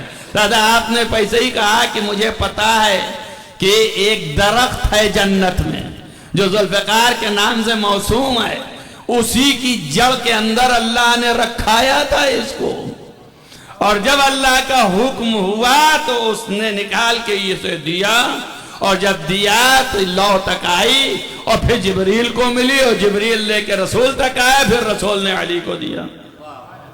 اس طرح سے ہے، یعنی یہ نزول بتایا ہے اس طرح سے۔ حالانکہ رسول اللہ اگر ارادہ کرتے تو ایسے ہاتھ میں بھی آ سکتی تھی، لیکن منظور تو بیچ میں واسطے ہیں نا۔ تو آپ یہ سمجھ لیجئے کہ ایک ذوالفقار تک بھیجنے میں اللہ نے واسطہ اختیار کیا ہے، بغیر واسطے کے کوئی دین اختیار کر لے ایسا نہیں ہو سکتا ہے، اللہ کے ہاں قابل قبول نہیں ہے۔ ایک صلوات پڑھیں محمد وآل محمد۔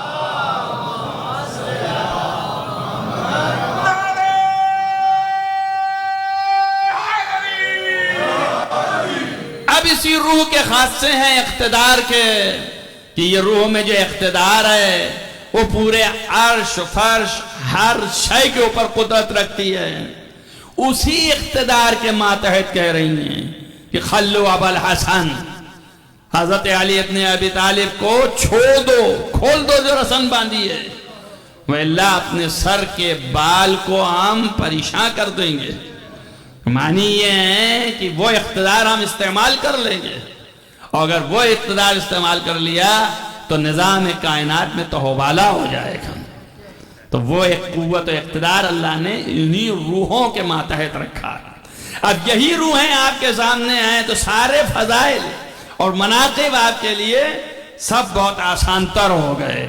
پھر تو کوئی پریشانی ہی نہیں ہے کہ آپ یہ سوچیں کہ ایک انسان کیسے در خیبر اکھاڑ سکتا ہے اور ایک جو ہے کیسے نیچے سے اوپر جا سکتا ہے لمحوں میں اور پھر آ سکتا ہے. آپ کی یہ ساری چیزیں جو ہیں پریشانی کی طرف نہیں لے جائیں گے، اس لیے کہ ان روحوں کا مالک ہے. اور ان روحوں کا مالک بنا کیسے؟ روح القدس. قدس کی معنی پاکیزگی کے ہیں، اور یہ پاکیزگی انتہائی پاکیزگی کس میں پائی جاتی ہے؟ نور میں. غیر از نور انتہائی پاکیزگی نہیں ہے. نور میں ظلمت نہیں ہے، ظلمت خود ایک نقص ہے، اور جب نقص آ گیا تو طہارت کے منافی ہے. لہذا اس لیے ضرورت ہوئی کہ ان کو نور سے خلق کیا جائے. تب نور سے جب خلق کیا تب یہ روح ودیت فرمائی اللہ نے. تب نورانی پیکر بھی ہے، روحانی جو ہے وہ قدرت بھی ہے. اللہ نے دونوں کو ودیت کر دیا. اب ان کے پاس جب چیزیں سامنے آ گئیں تو خاصہ نور بھی کچھ ہے اور خاصہ روح بھی کچھ ہے، تو وہ اس کے آثار دکھائی دیے. اب ایک مشکل آپ کے سامنے آ گئی. وہ مشکل یہ آ گئی کہ اگر وہ روحانی اور نورانی پیکر میں آ جاتے تو آپ برداشت نہ کر پاتے. شدت نور اتنا ہے کہ آپ کو برداشت نہ ہو پاتا. اسی لیے تو ہم کہہ دیتے ہیں کہ آپ اور ہم کیا برداشت کر پائیں گے جب موسیٰ برداشت نہ کر پائے تھے. تو بہت سے لوگ کہتے ہیں کہ دیجئے انہوں نے اللہ کا نور بنا دیا ان کو. اب آئے اللہ نور ہو جائے تو پھر اللہ ہی نہ رہ جائے. نور مخلوق ہے. تو اس کا مطلب یہ ہے کہ شدت نور اللہ نے رکھا ہے. یہ بھی ایک جملے میں طے کرتا جاؤں. بہت سے لوگ جو ہیں یہ پوچھتے ہیں کہ آپ کیسے انکار کر دیتے ہیں جبکہ اللہ نے قرآن میں کہا اللہ نور السماوات والارض. اللہ تو نور ہے آسمانوں کا. تو ان کے سمجھنے کے لیے بھائی سب دقائق ہیں اور یہ سب حقائق بھی ہیں، لیکن دقیق ہے، مضبوط بہت ہے، اتنا زیادہ ہے کہ جلدی سے عقل نہیں پہنچتی ہے. اس میں استاد کی ضرورت ہے، اور استاد معصوم سے بڑھ کے کوئی نہیں ہو سکتا ہے. تو معصوم ہی عطا فرمائیں گے تو ملے گا. تب یہاں پر جو ہے وہ نور بمانی نور نہیں ہے. آپ کو میں مثال دے کے سمجھاتا ہوں. اگر کسی انسان کو عادل بتانا ہے تو کیا کہیں گے کہ یہ عادل ہے. لیکن اگر ان کی عدالت بہت شدید ہو تو پھر عادل نہیں کہتے. عادل عدالت کرنے والے کو کہتے ہیں نا. تو انسان عادل ہے، عدالت کرنے والا ہے. لیکن اگر شدت کی عدالت یعنی عام عادلوں سے بڑھ کے عدالت ہے تو ہمارے عربی میں قاعدہ ہے کہ پھر اسے عادل نہیں کہتے، کہتے ہیں عادل. یعنی یہ خود ہی عدل ہیں. بولتے ہیں نہیں بولتے ہیں بھائی عادل نہیں، یہ خود ہی عدل ہیں. لیکن حقیقت میں تھے کیا؟ بولنا کیا تھا کہ عادل ہیں، عدالت کرنے والے ہیں. تو یہ عدالت کرنے والے لیکن اب عدل کہلا رہے ہیں، درحال ہے کہ یہ عادل ہیں. ویسے ہی یہاں اللہ جو ہے نور کہا گیا اسے، تو نور اس معنوں میں نہیں ہے کہ وہ نور ہے، بلکہ اس معنوں میں ہے کہ شدت کی نورانیت عطا کرنے والا ہے. تو اس نور کے معنی ہوئے منور کے. اللہ منور السماوات والارض. اللہ جو ہے وہ آسمانوں اور زمینوں کو نور دیتا ہے. تو اس کا مطلب یہ ہے کہ نور کہیں الگ ہے جہاں سے لے کے دیتا ہے. توجہ کرو آپ. اب جہاں سے یہ زمین و آسمان نور لیتے ہیں وہ نور اصلی نور ہے جسے اس نے خلق کیا ہے. اور جو جہاں سے لے کے اپنے کو اجاگر کر دے اس کی ہوئی پرورش، یعنی آسمانوں کی نورانی پرورش، زمینوں کی نورانی پرورش اس نور سے ہوئی جس سے خدا نے نور عطا کیا. تو جس سے پرورش ہوئی اسی کو کہتے ہیں رب. اسی لیے کہا رب العرش، رب السماوات، رب الارضین. تو آپ سمجھ لیجئے کہ یہ سب چونکہ علی کے نور سے پرورش پا رہے ہیں لہذا یہ سب رب کہلائے. وَإِلَّا اللہ رب ان کا ہے اور یہ رب ان انوار کے ہیں. اور اسی طرح سے رب ہوتے چلے جاتے ہیں. بہت سے لوگوں کا یہ بھی ہے خرابی کہ وہ جب رب کہتے ہیں ان کہا کہ پروردگار سے ملا دیا. ارے بھائی پروردگار سب کا پروردگار ہے. جن کو رب بتا رہے ہیں ان کا بھی پروردگار ہے، ان کا بھی تو وہی پروردگار ہے، تو وہ حالانکہ اس کے مقابلے میں نہیں کہا جا رہا ہے، بلکہ یہ بتایا جا رہا ہے کہ کچھ چیزیں کچھ چیزوں سے بنتی ہیں۔ لہذا حضرت یوسف نے بھی استعمال فرمایا ہے، بادشاہ وقت کو بھی رب کا ہے۔ آپ قرآن میں ہے، دوست سے کہہ رہے ہیں کہ بتاؤ ایک رب کافی ہے یا بہت سے رب کو مان لو، تو وہاں پر بھی رب کا اطلاق کیا، لیکن وہ کافر کو کہا، تو کافر بھی رب ہو سکتا ہے، تو جب کافر ہو سکتا ہے تو مومن تو بدرجہ اولا ہے۔ اور آپ کو اسی لیے رب کی نسبت دی گئی ہے والدین کو۔ اللہ نے کہا دیا ہے اگر میں سجدہ کرواتا تو ان کی کرواتا، اور رب سے نسبت کہاں دی گئی؟ اب قرآن میں آ جائیے آپ، جس نے پرورش کیا ہے وہ رب ہو گیا نا، تو ربانیت اس کے یہاں پائی گئی نا، ربانیت ہوئی یا نہیں ہوئی؟ رب ربانیت سے ہے، پرورش دینے والے سے۔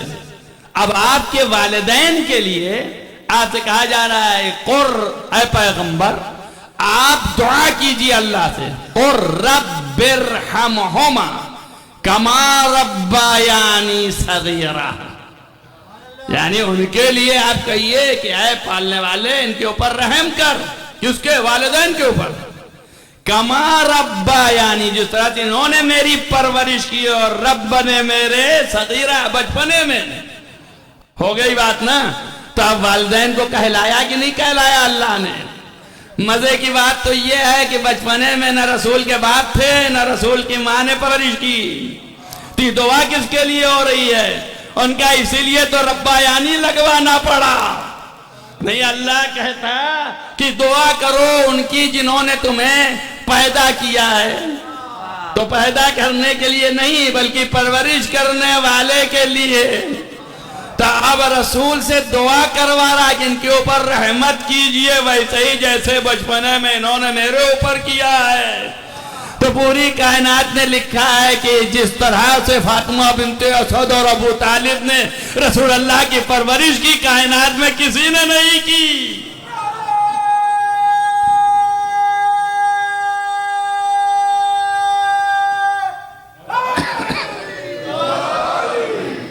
اب آپ ملاحظہ کیجئے، ربیانی پرورش تو اللہ کرتا ہے، اور رسول کی پرورش۔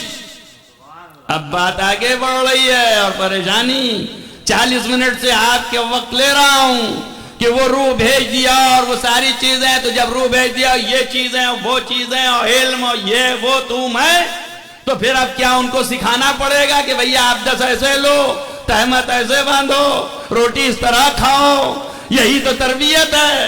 تو کیا رسول کی تربیت ابو طالب اس طرح کی کر رہے ہیں؟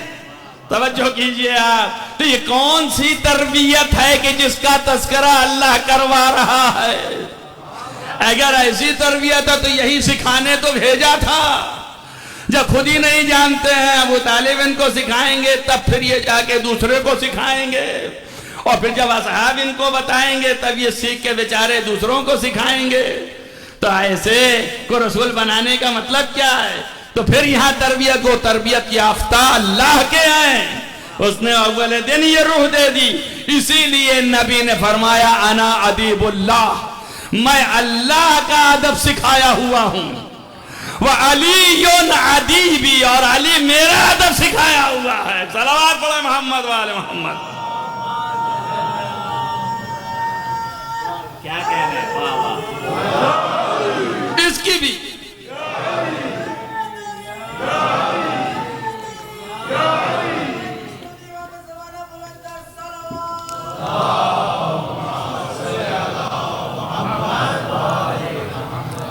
بھی آپ کے سامنے بات جو ہے وہ تشنا نہ رہ جائے، ایک جملے میں طے کرنے کی صحیح کرتا ہوں کہ فرمایا انا ادیب اللہ، میں اللہ کی طرف سے ادب سکھایا گیا ہوں، یعنی اللہ کا سکھایا ہوا ہوں۔ وعلی، اور علی جو ہیں وہ میرے سکھائے ہوئے ہیں، میں نے انہیں ادب دیا ہے۔ تو بہت سے لوگوں کے حلق سے نیچے نہیں جاتا۔ یہ دوسری کیٹیگری ہے. یہ کہتے ہیں کیسے ممکن ہے کہ علی کو رسول سکھائیں. تو میں یہ بھی بتاتا جاؤں کہ کیا مطلب کیا ہے. اس کو سمجھتے جائیے گا خود ہی حل ہو جائے گا. ان کے صحیح ہے جو نیچے نہیں جا رہی ہے، مگر دلیل نہیں ان کے پاس بیچاروں کے کہ سمجھ سکیں. نبی اکرم کا اول نور ہے. جب یہ اول نور ہے تو اسی اول نور کو ساری تعلیم دی جا چکی ہے. یہ اول نور پورے ادب لے چکا ہے. اس کے بعد پھر اللہ نے اسی نور کے 2 حصے کر دیے. ہو گیا نا؟ تو اب سارے ادب جتنے یہاں ہیں وہ اتنے وہاں ہیں. تو اب نبی نے کیا سکھایا ہے؟ آپ بھی کہیں گے پھر کیا کہہ رہے ہیں کہ میں نے سکھایا ہے. تو میں اتنا ہی بتانا چاہتا ہوں، اگر نبی کا نور نہ ہوتا تو ٹکڑا کس کو کرتے؟ توجہ کرو میری بات پر. تو اب اللہ نے جو ادب سکھایا اس کو، یہی دوسرے حصے میں جب گیا تو نبی واسطہ بنے کہ نہیں بنے علی کے ادب کے؟ تو یہ واسطے کو بتا رہے ہیں کہ جیسے مجھے اللہ نے سکھایا میرے واسطے سے انہوں نے سیکھ لیا. ایک صلوات پڑھیے محمد وال محمد.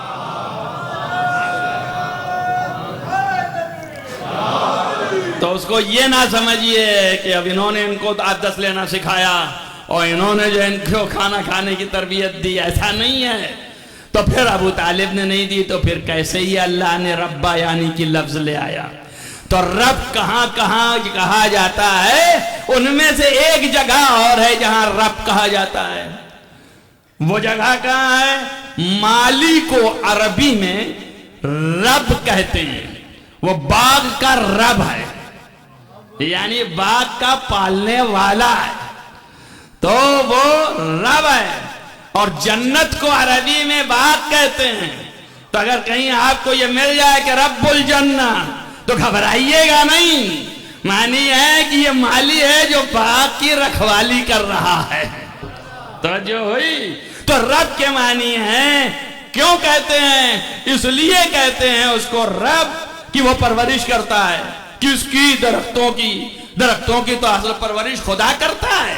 اللہ جو ہے اس کو نمو دیتا ہے، اللہ جو ہے اس کو بڑھاتا ہے، اللہ اس کے اندر قوت ڈالتا ہے، اللہ پھر اسی میں پھل ڈالتا ہے. سب تو اللہ کرتا ہے. تو یہ مالی کیا کرتا ہے؟ کہ مالی کا ایک ہی کام ہے کہ باہر سے پانی دینا ہے تو لا کے پانی دیتا ہے.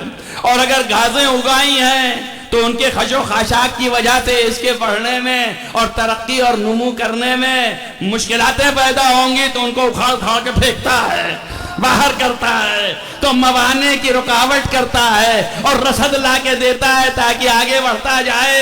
اس لیے مالی رب کہلایا گیا. توجہ کیا آپ نے؟ تو ابو طالب کی تربیت کا مطلب یہ نہیں تھا کہ ابو طالب کھانا سکھا رہے تھے، ابو طالب پہننا سکھا رہے تھے. ابو طالب کی تربیت کا مطلب یہ تھا کہ نبی کی حفاظت فرما رہے تھے. جتنے موانے آ رہے تھے ان کو خنثی کر رہے تھے اور جو نہیں تھے انہیں پیدا کر رہے تھے کہ ان کی حفاظت ہوتی رہے. صلوات پڑھیں محمد والے محمد.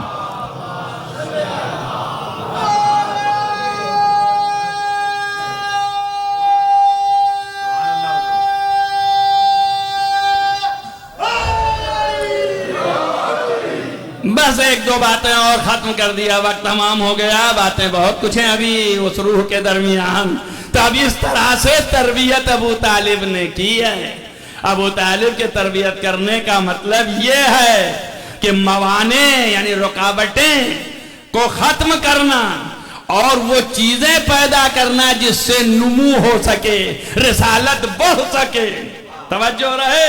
تو جب موانع روکنے ہوئے تو لے کے چھپا کے بھاگتے تھے. توجہ کرو.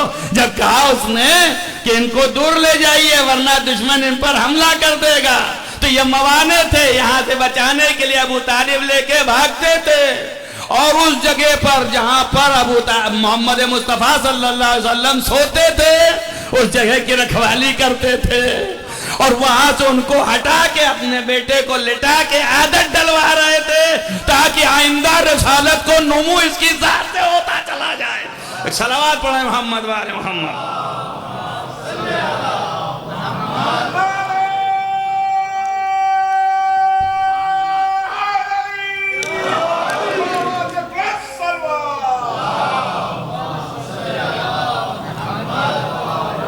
اب آپ اندازہ کر لیں کہ یہ چیز جو حضرت ابو طالب نے کیا ہے، موانع کی رکاوٹ اور اس کے بعد ان چیزوں کو پیدا کرنا جو اس رسالت کو آگے بڑھا سکے، یہ ابو طالب کا خاصہ تھا۔ اور ظاہر کہ وقت تمام ہو گیا تو میں اس لیے رفت مسائب دے رہا ہوں، لیکن یہی بتانا چاہتا ہوں کہ ابو طالب کی وراثت حضرت زینب نے پوری کی۔ امام حسین حضرت زینب کو اس لیے لے کے گئے تھے کہ جو رکاوٹیں آئیں پیغام الہی پہنچانے میں اسے برطرف کریں اور پیغام الہی کی پروان چڑھائیں۔ ان کو پروان چڑھایا حضرت زینب نے، سے رکاوٹوں کو برطرف کیا حضرت زینب نے۔ سب سے بڑی رکاوٹ یزید کا حملہ تھا، جب یزید نے کہا تھا کہ سید الساجدین کو قتل کر دیا جائے تو دربار یزید میں زینب چھا گئی سید الساجدین پر اور فرمایا پہلے مجھے قتل کیا جائے پھر زین العابدین۔ تو رسالت الہیہ کے تحفظ کرنے والی زینب علیہ ہیں، اس لیے جو ہے حسین ابن علی لے کے گئے تھے۔ اور عزیزو، حضرت زینب نے وہ سارے کام تمام کیے۔ تو یہ بھی یاد رہے کہ بے ساختہ چیزوں کا انجام دینا وہ اپنی جگہ پہ ہے، انسان جو ہے برجستگی رکھتا ہے۔ آپ غور کریں کہ ایک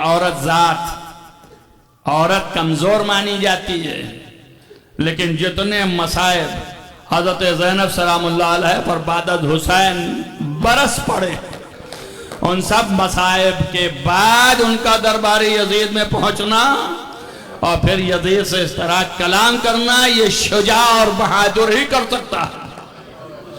یہ ایکسٹراڈنری کوئی ہو تو وہی کر سکتا ہے۔ مظالم کے انتہا ہیں۔ آپ دیکھیں سب سے بڑی مظلومیت تو یہی ہے، سب سے بڑی مظلومیت یہی ہے کہ جب وہاں سے قافلہ لے جایا جا رہا ہے تو رسن باندھی جاتی ہے۔ سب سے بڑی مظلومیت ہے۔ آپ سوچیں کہ وہ بیوی کہ جو کبھی شب میں بھی نکلی ہو تو بغیر حجاب کے نہ نکلی ہو، جس کے چاروں طرف 18 بنی ہاشم طواف کرتے نظر آئے، اس بیوی کے بازو میں کوئی رسن باندھ دے یا گلے میں کوئی آ کے رسن باندھ دے، کیا کسی میں جرات ہے؟ اگر عباس ہوتے تو کیا کوئی جرات کرتا کہ قریب پہنچ جاتا؟ اسی لیے میری بیوی کے جب بازو میں رسن باندھی گئی تو آپ نے رخ دریا کا کر کے کہا بھئی عباس لائے تو تھے بڑی تمناؤں کے ساتھ، اٹھو بہن کی حفاظت کرو۔ ظالمین جو ہیں وہ رسن باندھ رہے ہیں۔ عزیزو، اب اس سے بڑی مصیبت کیا ہوگی؟ اور اس کے بعد اس سے بڑی مصیبت یہ ہے کہ اگر آپ کو ان خصائص پر توجہ ہے جو بیان ہوئے تو اس کی خصوصیت ہے ہم وقت ہر جگہ دیکھتے رہنا، وہ آپ کو دکھائی دے یا نہ دکھائی دے۔ تو آپ سوچئے جب حسین کی لاش کے سامنے سے گزار رہی جا رہی ہوں گی اور رسن بندی ہوگی تو کیا عالم ہوگا حسین علی مقام۔ اور عزیزو، ایک جملہ اور کہہ دوں، کہیں اگر زینب نے نوحے میں یہ کہہ دیا ہو کہ اے میرے بھائی تو مجھے دیکھ لے کہ میرے پاس کیا ہے، بازو میں رسن بندی ہے، میری حرمت کہاں چلی گئی؟ کل میں نے ایک شعر فارسی کا پڑھا تھا اس یاد میں کہ حضرت آیت اللہ العظمہ مرشی نجفی کو امام حسین علیہ السلام نے، ایک شاعر تھا ایران کا، بہت بڑا شاعر گزرا ہے اسی زمانے میں، ابھی 50 سال پہلے، اس کا نام تھا شہریار۔ تو اس نے اشعار کہے امام کے شان میں، 100 بیت کے قریب کہہ ڈالا اس نے اور کسی کو بتایا نہیں تھا۔ آیت اللہ العظمہ مرشی نجفی قم میں ہے، وہ تبریز میں ہے، یہ قم میں خواب میں امام حسین علیہ السلام تشریف لے آئے ہیں اور ان تمام اشعار کو سنایا امام نے اور کہا بہت اچھا کہا ہے، دل سے کہا ہے، مگر یہ 10 بیت میرے بھی اضافہ کر لیں۔ اور امام نے اپنے مصائب کے وہ بیت سنائے علامہ مرشی نجفی آیت اللہ العظمہ کو۔ جب وہ آنکھ کھلی اور اٹھے تو سب ان کو حفظ سے جلدی جلدی لکھ لیا انہوں نے، اور اس کے بعد پوچھا کہ کیا یہ شاعر کون ہے؟ پتہ لگاؤ، پتہ لگایا گیا بھائی تبریز میں ہے، کہا بلاؤ، بلایا گیا۔ ابھی اس نے کسی کو نہیں سنایا، کہیں نہیں آیا، جب بلا کے پوچھا تو کہا ہاں میں نے کہا تو ہے. کہا اس کا مطلع یہ ہے. جیسے ہی آپ نے مطلع پڑھا حیرت میں ہو گیا کہ کہا تو میں نے سنا انہوں نے کہاں سے. کہا آغا آپ کو کیسے پتا؟ ہم نے کہا حضرت ابا عبداللہ حسین علیہ السلام نے اسے قبول فرما لیا ہے، وہ مجھے بتا گئے یہ مطلع ہے. لیکن تو اپنے اشعار میں حضرت دے بھی گئے ہیں اور کہہ گئے کہ 10 شعر کو تو اس میں جمع کر لے. ان میں کا ایک شعر یہ تھا جو آپ کو اور ہم کو سب کو یہ سوال ہوتا ہے نا کہ بابا جب امام حسین اسلام کو یہ پتا تھا، یہ معلوم تھا کہ یہ ہوگا یہ ہوگا یہ ہوگا، تو پھر زینب اولیاء کو کیوں لے گئیں؟ کیوں چھوٹے بچوں کو لے گئے؟ تو اب اس کے لیے اسی شعر میں امام حسین نے جواب دیا ہے، فارسی میں ہے کہ بردن اہل حرم دستور بود و سر غیب. اہل حرم کو اپنے ساتھ لے جانا اللہ کا حکم تھا اور اللہ کے غائب رازوں میں سے ایک راز ہے. بردن اہل حرم دستور بود و سر غیب ورنہ ان بے حرمتیہا کئی روادارت حسین. ورنہ حسین کو یہ بے حرمتی کب پسند تھی کہ بہن کے ہاتھ میں رسن بن جا ہے اور بی بی چیخ کے کہے بھائی مجھے دیکھ لے کیسے رسن بندی ہے میرے بازو پہ. مگر راضی برضا ہے زینب عزیزو، مصائب کی انتہا ہے. انہی مصائب میں ہے جیسے زینب کو رسن بندھی ویسے سید الساجدین کو بیڑی پہنا دی گئی، ہاتھوں میں ہتھکڑی پہنا دی گئی، اور ایسے نہیں بلکہ وہیں سے گزارا جانے لگا. عزیزو امام بھی تو دیکھ رہے ہیں نا، حسین کا لاشا ہے، دیکھ رہا ہے کہ بیمار بیٹا کس طریقے سے ہے، اور وہ بھی دیکھ رہے ہیں بیمار بھتیجا. عزیزو پیر میں جب زنجیر ہو گئی تو چل کیسے پائیں گے؟ آپ اندازہ کرنا اس کو، اور یاد رکھنا جب چلتے تھے اور آپ پیچھے رہ جاتے تھے قافلے کے تو ظالم تازیانے مارتا تھا، تازیانے لے لا کے مارتا تھا اور کہتا تھا کہ جلدی آگے بڑھو. آپ سوچئے پیر بندھے ہیں، میرا آقا کیسے چلے؟ عزیزو آپ غور کیجئے، میدان مقتل سے گزرنے لگے تو باپ کی لاش کو دیکھا، اپنی مصیبت بھول گئے، صرف باپ کی میت کی طرف توجہ کی، چہرہ متغیر ہونے لگا. پھوپھی نے کہا اے میرے لال تمہیں کیا ہو گیا؟ فرمایا پھوپھی اماں جس کا جوان بیٹا موجود ہو اس کے باپ کی لاش پہ غور و کفن پڑی رہ جائے. جزاکم ربکم خیر الجزا. عزیزو اب یہ دن اول دن ہے جو زینب کی مصیبت کے شروع ہوتے ہیں. یہ قافلہ لے جایا جا رہا ہے. کیسے لے جایا جا رہا ہے؟ 2-4 جملے اور 2-4 فقرے اور مصعب بولیں آپ، چونکہ ابھی تو ابتدا ہے. اب یہ قافلہ کوفے تک جائے گا. 12 محرم کی شام کو کوفے پہنچا ہے، لیکن اس سے پہلے بہت مراحل سے گزرتا ہوا گیا ہے. یہ قافلہ جب لے جایا جانے لگا تو شان اس کی یوں بتائی جاتی ہے کہ یہ اس طرح سے لے جایا گیا کہ پہلے سرائے شہداء، تمام شہداء کے سر جو قلم کر لیے گئے تھے وہ سب نیزہ کی نوک پہ بلند کیے گئے، اور ہر ظالم جس نے جس کو ذبح کیا تھا اسی کے نیزے پر وہ ہے. عزیزو شمر نے حسین کو ذبح کیا تھا تو شمر کے نیزے پہ حسین کا سر علم ہے. ہر شہید کا سر علم ہے، مگر ایک سر ایسا ہے کہ جب علم پہ اس کو رکھا جاتا ہے گر جاتا ہے، وہ ساتھ میں علم نہیں ہو رہا ہے. عزیزو جیسے جیسے ظالم کرنا چاہتا ہے گر جاتا ہے. عزیزو ایک مرتبہ ظالم بڑا شمر تازیانے لے کے بڑی کوشش کے بعد بھی سر جب نہ رکا تو سید ساجدین کے پشت پہ ایک تازیانہ مارا اور کہا کہ اب اس سر سے کہو کہ یہ بلند ہو جائے. یعنی انہیں پتا تھا کہ ہمارے جیسے نہیں ہیں، اگر یہ کہیں گے تو یہ بلند ہو جائے گا. وہ اس نے فوراً جیسے ہی مارا اور کہا تو آپ نے فرمایا بھائی یہ سر نو کے نیزہ پہ نہیں ٹھہرے گا، کہ کیوں؟ کہ اس لیے کہ میرے باپ کا سر بھی ٹھہرا ہوا ہے، یہ میرے چچا کا سر ہے، یہ برابری تو نہیں آ سکتا۔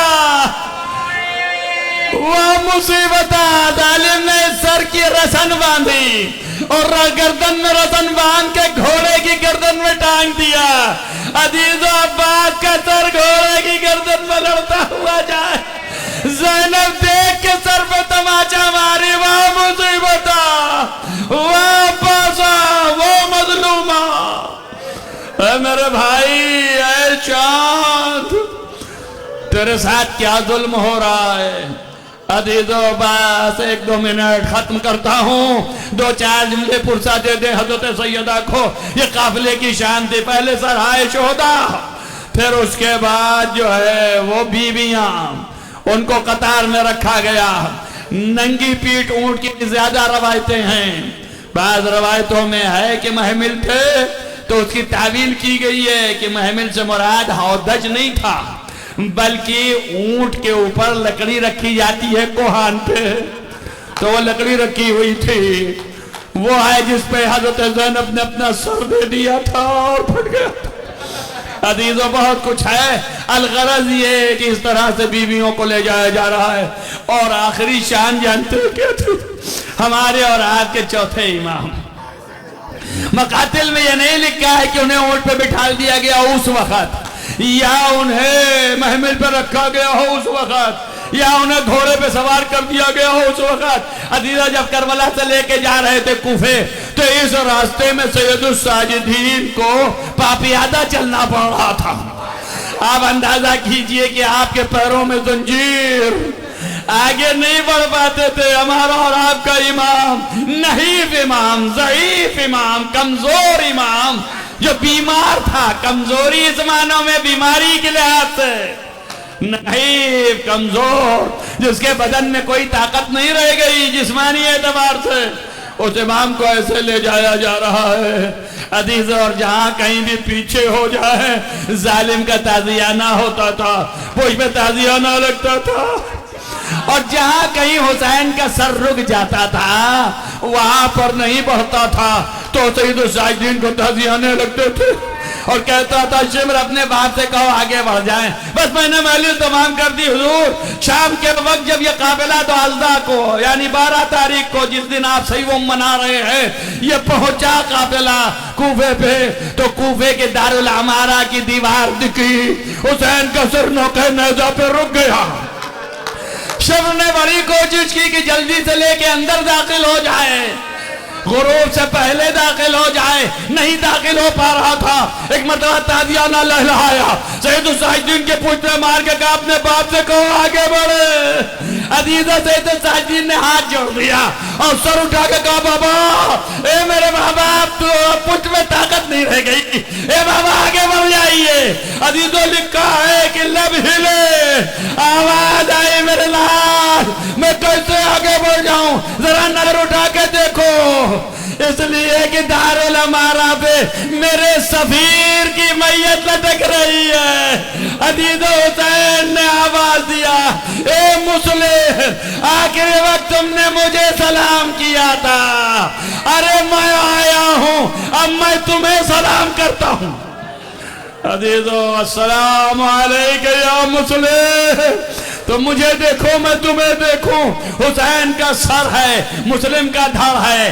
عزیزو 1-2 منٹ بس سے زیادہ نہیں لگے گا، لیکن گریہ کر لیں۔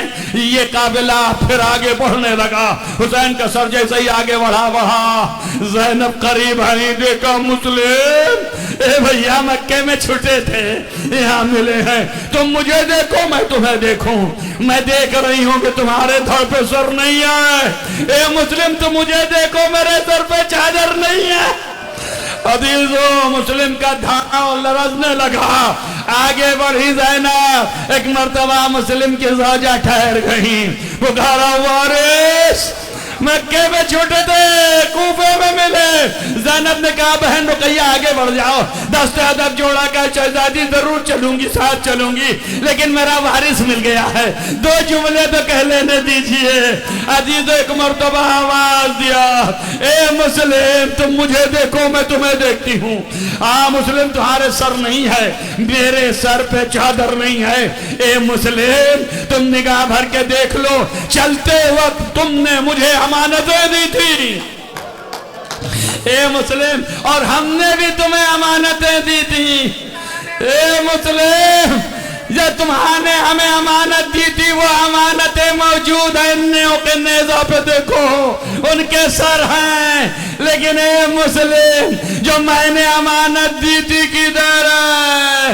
عزیزو ماں اسی جگہ سے گزر رہی ہے، قید خانے میں بچے تڑپ رہے ہیں. واہ حسینہ واہ علیہ وعباسا سيعلم الذين ظلموا أن ينقلبوا منقلبون. اللهم إني أسأل بحق فاطمة وأبيها وبالها وبنيها والسر المستودع فيها أن تصلي على محمد وآل محمد. بار اللہ تجھے واسطہ ہے محمد و آل محمد کے معبود. نہانی کبیرہ و صغیر عفو فرما، نیک اعمال کی توفیق عنایت فرما. جہاں جہاں بھی محبان آل محمد ان کو حفظ امان میں رکھ، روضہ مقدس کی حفاظت فرما. بار الہ تمام دنیا میں جو نامنی بے چینی ہے اس کو نیست و نابود فرما. بار الہ عزاداری کو قائم و دائم رکھ، مظلومین کی حمایت فرما، ظالمین کو نیست و نابود فرما. بار الہ تمام حاضرین جلسہ کی دلی مرادوں کو برلا. بانیان مجالس اور جنہوں نے ہر طرح سے جس طرح سے حسین کے امر کو زندہ کرنے میں ساتھ دیا ان کے تمام حوائج شرعیہ کو پورا فرما، لوگوں کو حیات عنایت فرما. بار الہ ہمارے آقا اور مولا و ولی نعمت جو صاحب عزا ہیں ان کو ظہور جلد از جلد فرما، ان کے اصحاب انصار مخلصین اور مطیعوں میں قرار دے. بار الہ ان کو ہم سے راضی و خوشنود قرار دے. اللہم تقبل منی الدعا بحق محمد و آلہ الطاہرین. ماتم حسین یا حسین.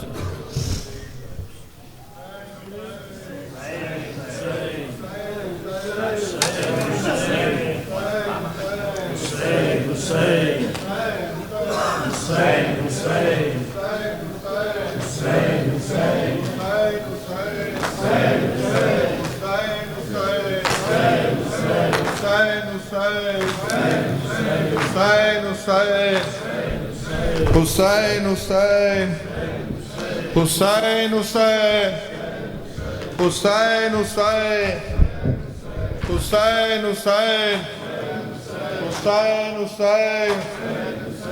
حسین حسین حسین حسین حسین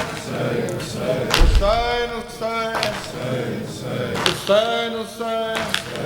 وقت سجاد نے کیسے وہ گزارا ہوگا، وقت سجاد نے کیسے وہ گزارا ہوگا، وقت سجاد نے کیسے وہ گزارا ہوگا، وقت سجاد نے کیسے وہ گزارا ہوگا، وقت سجاد نے کیسے وہ گزارا ہوگا، وقت سجاد نے کیسے وہ گزارا ہوگا.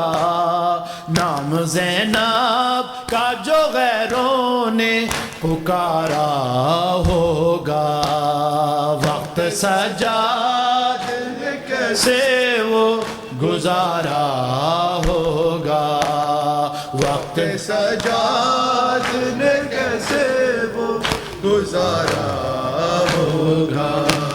لو حسین ابن علی پیاسے ذبح ہونے لگے، لو حسین ابن علی پیاسے ذبح ہونے لگے، کتنا شرمندہ وہ دریا کا کنارہ ہوگا، وقت سجاد نے کیسے وہ گزارا ہوگا، وقت سجاد نے کیسے وہ گزارا ہوگا۔ وہ گرا زین سے زینب کی ردا کا ضامن، وہ گرا زین سے زینب کی ردا کا ضامن، کون اب فاطمہ جائی کا سہارا ہوگا، وقت سجاد نے کیسے وہ گزارا ہوگا، وقت سجاد نے کیسے وہ گزارا ہوگا۔ سارے میدان تو جانے تو لگا ہے اصغر، سارے میدان تو جانے تو لگا ہے اصغر، کس طرح تیرے بنا ماں کا گزارا ہوگا، وقت سجاد نے کیسے وہ گزارا ہوگا، وقت سجاد نے کیسے وہ گزارا ہوگا۔ نوک نیزہ پہ بہانے لگے آنسو مولا، نوک نیزہ پہ بہانے لگے آنسو مولا، پھر سکینہ کو کسی شخص نے مارا ہوگا، وقت سجاد نے کیسے وہ گزارا ہوگا، وقت سجاد نے کیسے وہ گزارا ہوگا، وقت سجاد نے کیسے وہ گزارا ہوگا، نام زینب کا جو غیروں نے پکارا ہوگا، وقت سجاد نے کیسے وہ گزارا ہوگا،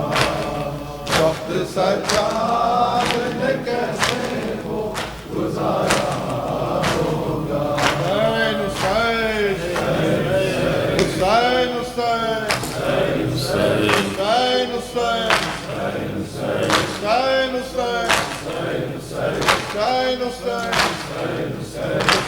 حسین حسین حسین حسین جل چکے خیمے شہیدی کے، فضا خاموش ہے، جل چکے خیمے شہیدی کے، فضا خاموش ہے، جل چکے خیمے شہیدی کے، فضا خاموش ہے، بھوکا ایک عالم ہے، دشت نینوا خاموش ہے، جل چکے خیمے شہیدی کے، فضا خاموش ہے، محو حیرت ہوں زمانہ کس قدر ہے سنگ دل، محو حیرت ہوں زمانہ کس قدر ہے سنگ دل، سن رہا ہے کربلا کا واقعہ خاموش ہے، جل چکے خیمے شہیدی کے، فضا خاموش ہے جل چکے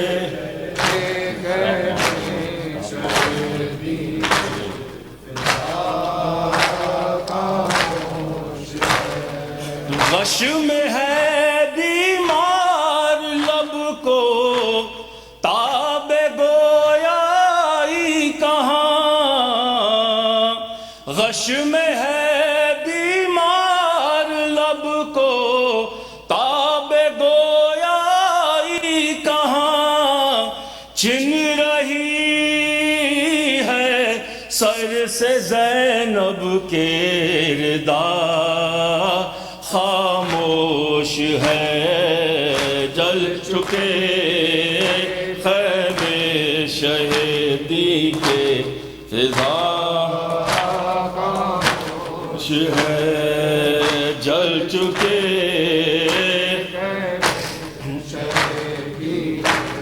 فضا خاموش ہے یا الہی کون سی قوت دل زینب میں ہے یا الہی کون سی قوت دل زینب میں ہے دے کے بچوں کو شہادت کی دعا خاموش ہے جل چکے خیمے شہیدی کے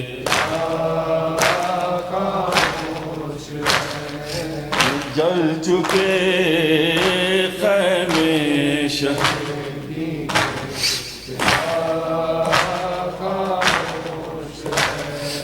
ہر قدم پر ہے جو بھائی کی وصیت کا خیال تازیان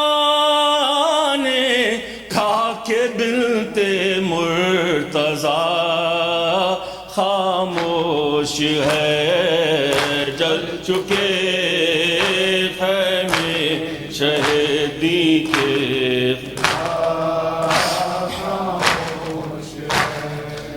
جل چکے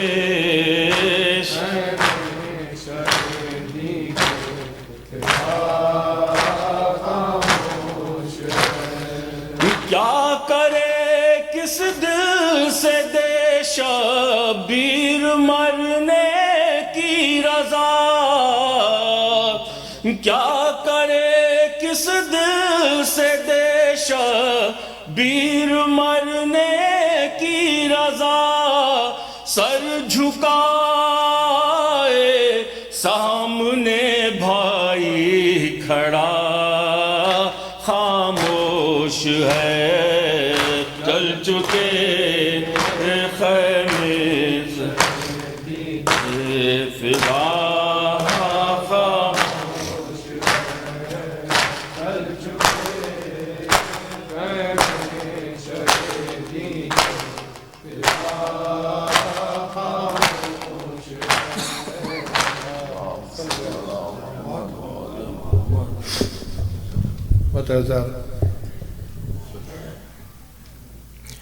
بسم الله الرحمن الرحيم اللهم صل على محمد وآل محمد السلام عليك يا أبا عبد الله السلام عليك يا ابن رسول الله السلام عليك يا ابن أمير المؤمنين السلام عليك يا ابن فاطمة الزهراء سيدتي نساء العالمين السلام عليك يا أبا الأئمة الهادين المهديين السلام عليك يا